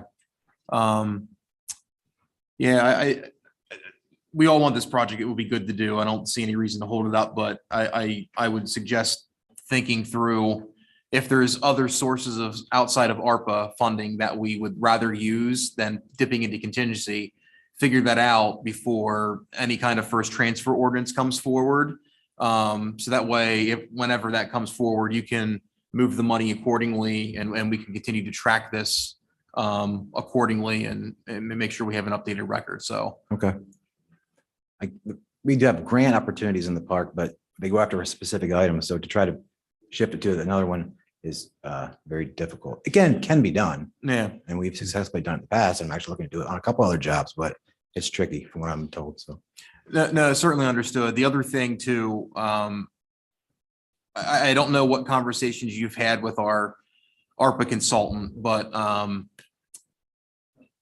don't really want to say if, when, maybe not on this project, but on future projects. Sure. When we start to mix rescue plan funding with other sources of funding, Yeah. we really need to be careful on what standards we're using, whether it's prevailing wage laws, all that kind of stuff. And so I would just urge the administration, make sure that you're thinking through those ahead of time. So that way we are putting out bid documentation that has the correct stuff. And so this is all correct and in line, a job well done, John. If we want to mix money though, that we might need correct. to, this would look different. So let's just, Correct. a friendly reminder to make sure that we're thinking through that, please. Thank you. Good point. And I appreciate that. So any other comments? Sorry, I got a little off topic there. All right, hearing seen none. Mrs. Frank on the motion, please. Mr. Allison, Yes. Mr. Mackey, Yes. Mr. Bider, Yes. Mr. Yoder. Yes, motion passes 4-0. Thank you, John. Thank you, gentlemen. We'll move to item 23. Mrs. Frank, if you would read that, please. Resolution awarding the construction services for Lowe's Park improvement projects to Land Serve. Is there a motion and a second to open discussion? Move it. Motion and a second. Mr. Mimi, either or, sorry. Either or. It's my night. I'm calling people, Mr. and all kinds of stuff. So it's Good evening, Council President Yoder and members of council. thank you, Skip. The Department of Community and Economic Development presents to you tonight a resolution awarding the construction services for the Lowe's Park Improvement Project to Land Serve Incorporated. There were 3 bid proposals received. They were publicly opened by the city clerk on April 11th. The proposals were reviewed by Matthew Frick of Larson Design Group for completeness and by Solicitor Lubin. The certified bid tabulation was supplied as part of the council packet. The low bid was presented by Land Serve in the amount of $384,471.50. The other bidders were John Clare Excavating in the amount of $391,499 and Columbia Excavating in the amount of $409,393.70. The projected project costs are total out to be $437,426.50, with the funding coming from a DCNR grant of $150,000 and CDBG funding in the amount of $300,000, totaling $445,000, which should be sufficient to complete the project as designed. This was reviewed by the Public Works Committee and passed on with a positive recommendation. I'm here to answer any questions. Thank you, Skip. Mr. Allison, Yes. Public Works. We did review this in Public Works, and it's pretty straightforward, given that there was an RFP, there was a low bidder, they took the low bidder. The funding spelled out pretty clearly. It's nice that there's a $20,000 contingency in there. So it's everything's in order, and we passed it on to the full body of council with a positive recommendation. Thank you, Mr. Allison. Are there any other comments or questions from other members of council related to this item? Hearing and seeing none, Mrs. Frank on the motion, please. Mr. Allison, Yes. Mr. Mackey, Yes. Mr. Bider, Yes. Mr. Yoder. Yes, motion passes 4-0. Thank you, Skip. Thank you. Are you hanging out for the certificates of appropriateness as well by chance? Yes, I am. Thank you, sir. All right, we'll move to item 24. Mrs. Frank. Resolution awarding the city's life and accidental death and dismemberment insurance coverage to carrier services to Hartford. Is there a motion and a second? Move it. Second. Motion and a second. Ms. Shrimp. Good evening. Good evening, President Yoder, members of council. As we move towards transitioning RVT to an authority, part of that is separating out the employee benefits, removing the approximately 80 employees from of RVT from the insurance groups of the city. So we started with the life insurance. I'm looking at all the different components, and Tri-Ben Insurance Solutions was one of the brokers that was looking at this for us. We looked into several different brokers as well. Tri-Ben Insurance Services brought us a proposal from the Hartford Insurance Company that would save the city $17,000 per year for this coverage. Over a 3-year contract, it would be saving the city over $50,000. In addition to those savings, we would have value-added benefits at no cost to the city of an employee assistance program, which the city currently does not have, travel assistance services, and identity theft protection services. You have in your packets a proposal that from the Hartford that was reviewed by Solicitor Jill Nagy. And I do have on the call, the Zoom call, Mr. Joe Alfonsi and Mr. Kevin Sedella from Tri-Ben, if you have any questions. And this was reviewed by the Finance Committee and forwarded with a positive recommendation. Thank you very much. Mr. Allison. Yes, we did review this in finance. We passed it to the full body of council with positive recommendation. This is part of the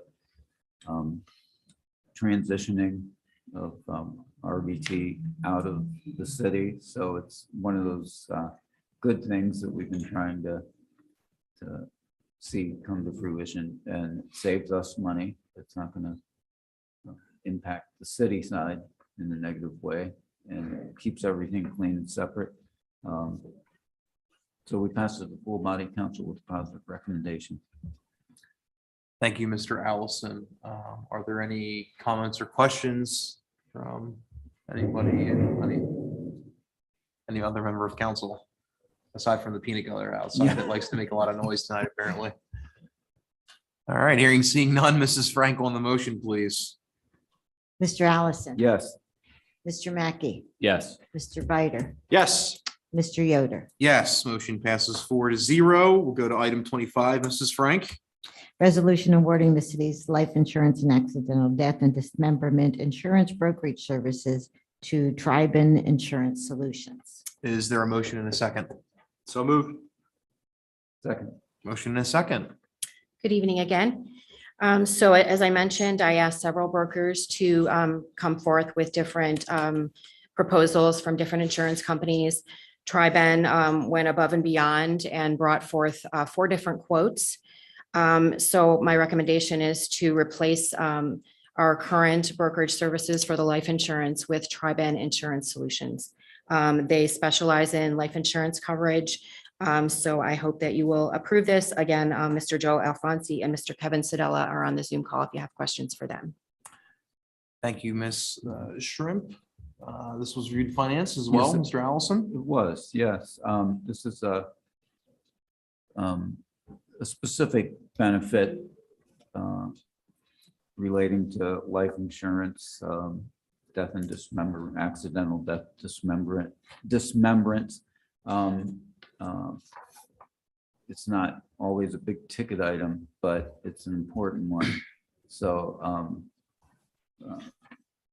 they came in on Ms. Shrimp's, Steel Shrimp's recommendation of having researched this. We passed it to full body council with a positive recommendation. Thank you, Mr. Allison. Are there any other comments or questions related to this item? Okay, hearing and seeing none, Mrs. Frank on the motion, please. Mr. Allison, Yes. Mr. Mackey, Yes. Mr. Bider, Yes. Mr. Yoder. Yes, motion passes 4-0. Thank you, Molly. We appreciate it very much. All right, we'll move to item 30. We have certificates of appropriateness from the Historic Architectural Review Board.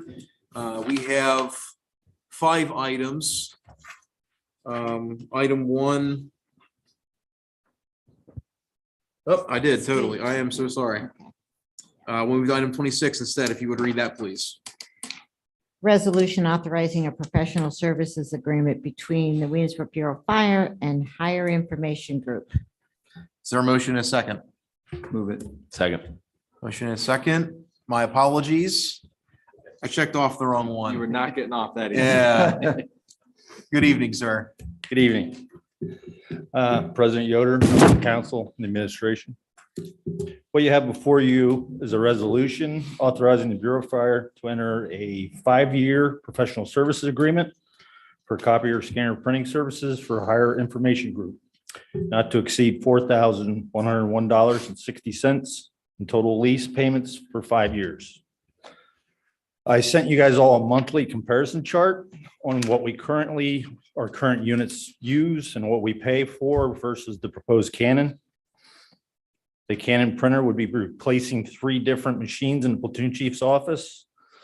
The copier is a 2003 and it was transferred from the city clerk's office in 2009. You can't even get parts for it now. So this was reviewed. There is a cost savings and an upgrade to our services. So this was reviewed by public safety. All right, public safety. Turn it over to Mr. Mackey. Anything to add, sir? Nope, we're leasing a printer. Excellent. Any other comments or questions from other members of council? Here you see none. Mrs. Frank on the motion, please. Mr. Allison, Yes. Mr. Mackey, Yes. Mr. Bider, Yes. Mr. Yoder. Yes, motion passes 4-0. Thank you. Thank you, Assistant Chief Lucas. I don't think I missed anything else, did I, aside from item 30? Janice? Nope. Okay, perfect. Item 30, certificate of appropriateness from the Historic Architectural Review Board. There's 5 items. Item 1 is for 1075 West 4th Street, a rehab, replace exterior wood and paint. Item 2 at 942 West 3rd Street, painting all exterior and wood railing install. Item 3 at 771 West 3rd, painting entire exterior. Item 4, 338 Campbell Street, replacing roof and repair fire escape. And item 5 at 924 West 3rd Street, replace roof with shingles. Any comments or questions from members of council? I think we got a motion in a second too, right? Yeah. Skip, anything to add? It's all presented to you, pretty cut and dry. Yeah. The hard board recommended these. Okay.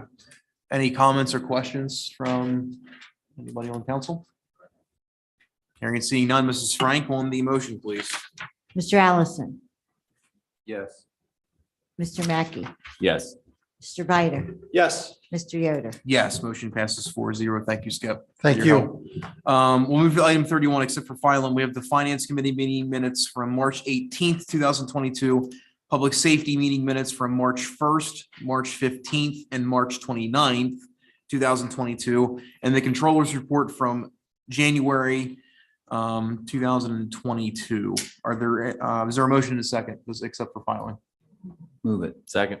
Motion is second. Any comments or questions on any of the items we're accepting to file? Hearing seeing none, Mrs. Frank on the motion, please. Mr. Allison, Yes. Mr. Mackey, Yes. Mr. Bider, Yes.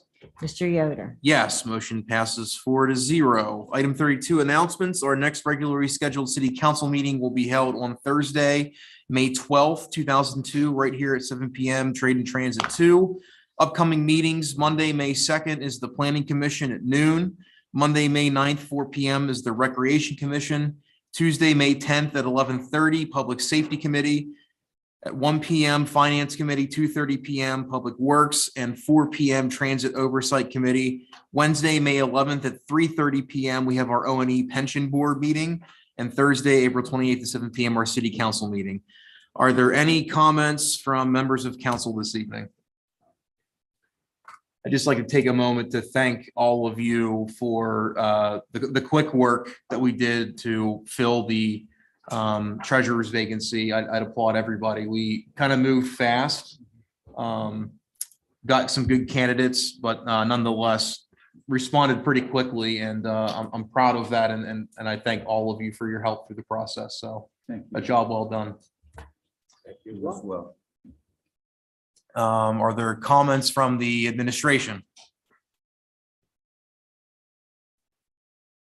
Just one brief one. We're getting calls about the debris pickup. We will be doing that through May 20th. So crews are out there from Public Works, and that'll be ongoing through May 20th. So if you get any phone calls related to that, we will be doing multiple sweeps between now and May 20th. Thank you. Thank you, Mayor Slaughter. Are there any comments from members of the public? If you would come to the podium, state your name and your address. And you've got, give me 1 second here. 3 minutes. Whenever you start. And I thank you. Thanks.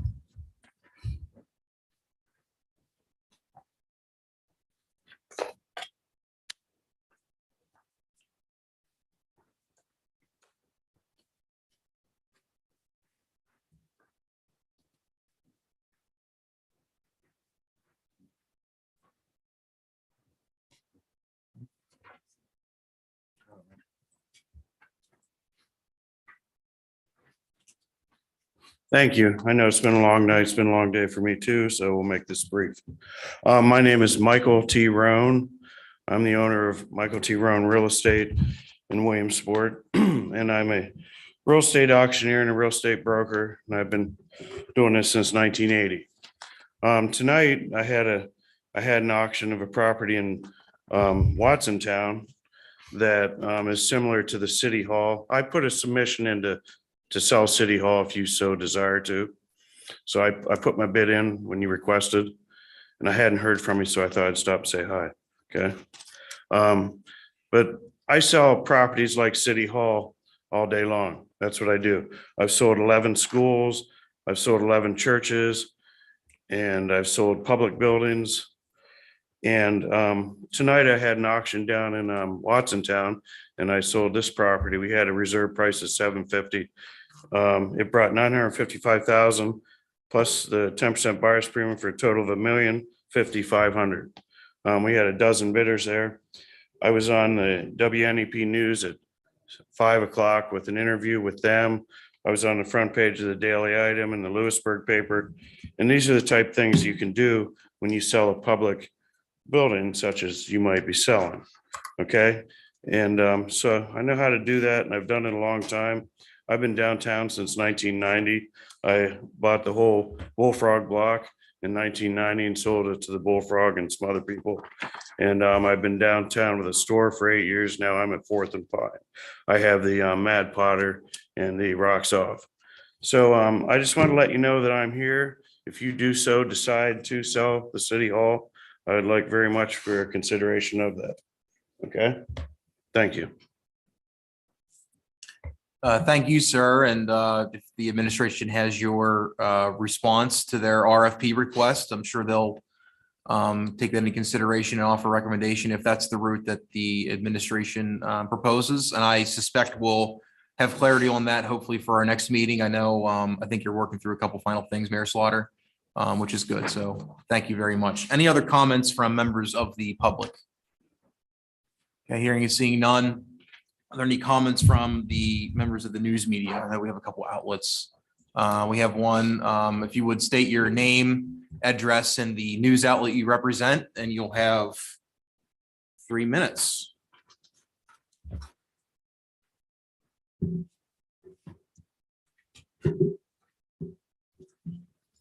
Todd Bartley, Warren Ave in the city of talkwilliamsport.com.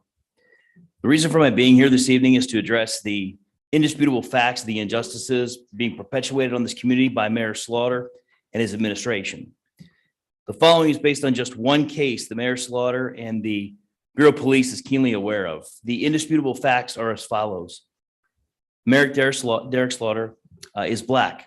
He's a husband and father. He's an elected official and a former employee of the Williamsport Area School District. Williamsport Bureau of Police Assistant Police Chief Jason Bolt is Black. He's a husband, a father, and in his current position, he's a political appointee of Mayor Derek Slaughter. He's also previously served as a school resource officer in the Williamsport Area School District. In 2018, during the Williamsport Area School District baseball team trip to Myrtle Beach, a baseball player who is Black was the victim of an indecent sexual assault. I will refer to him as John Doe 1. His attacker is white and from a family of financial means. The indisputable facts of the assault are known due to the video that was taken in the incident and then subsequently shared all over the internet and social media. On January 9, 2020, the indisputable fact is the Williamsport Area School District issued a patently false statement, which read in part, in addition to the district's own investigation, the matter was investigated by outside agencies, including the Lycoming County District Attorney's Office, Myrtle Beach authorities. The high school principal immediately referred them to the District Attorney's Office and the district school resource officers who serve at the Williamsport Bureau of Police. Former Chief Hagan debunked this myth in answers to right to know law requests I previously filed, stating the Williamsport Bureau of Police has no records from this case. The indisputable fact is then school resource officer Stolzfus was not involved in the investigation of that case and said as much in a phone interview to Myrtle Beach Police Department detectives. The indisputable fact is the Williamsport Area School District Administration never called the Myrtle Beach Police Department to make them aware of this case. The same can be said about the Williamsport Bureau of Police. The attacker in this case was subsequently criminally charged in South Carolina in 2021. Mayor Derek Slaughter, who attended a peaceful protest in the aftermath of the death of George Floyd, whom the mayors never met or had any connection to, told the protesters, quote, "I hear you," end quote. The mother of John Doe 1 has called the mayor several times to discuss the indignities that her son has faced and to see if the mayor could advocate for justice for John Doe number 1. She's not heard from Mayor Slaughter or Assistant Chief Jason Bolt regarding this case. Around the same time of the peaceful protest, Mayor Slaughter posed with a sign with then Chief Hagan and Agent Bolt. The sign read, "Racism has no home here." The photo was plastered all over social media, and the signs are displayed in local yards and other places all over the city to this day. By not advocating for justice for John Doe 1 as a leader, but specifically as Black community leaders, are you, Mayor Slaughter and Assistant Chief Bolt, both demonstrating racism is in fact having a home here? Your lack of speaking about this case is indefensible. I only have one on the record question for the mayor and Assistant Chief Bolt. If what happened to John Doe 1 in Myrtle Beach in 2018 happened to any of your children, would that change your actions and cause you to raise your voice for justice? So we all understand each other. I will not rest until every single person and agency that failed John Doe number 1 in this case faces criminal and civil penalties to the fullest extent of the law. Thank you, Mr. Bartley. Are there any other comments or points of clarification or questions from the news media? I think there was somebody from North Central PA, but they may not need anything. Okay. Motion for adjournment. Second. All in favor? Yeah. Aye. Have a good evening, everyone. Thank you all.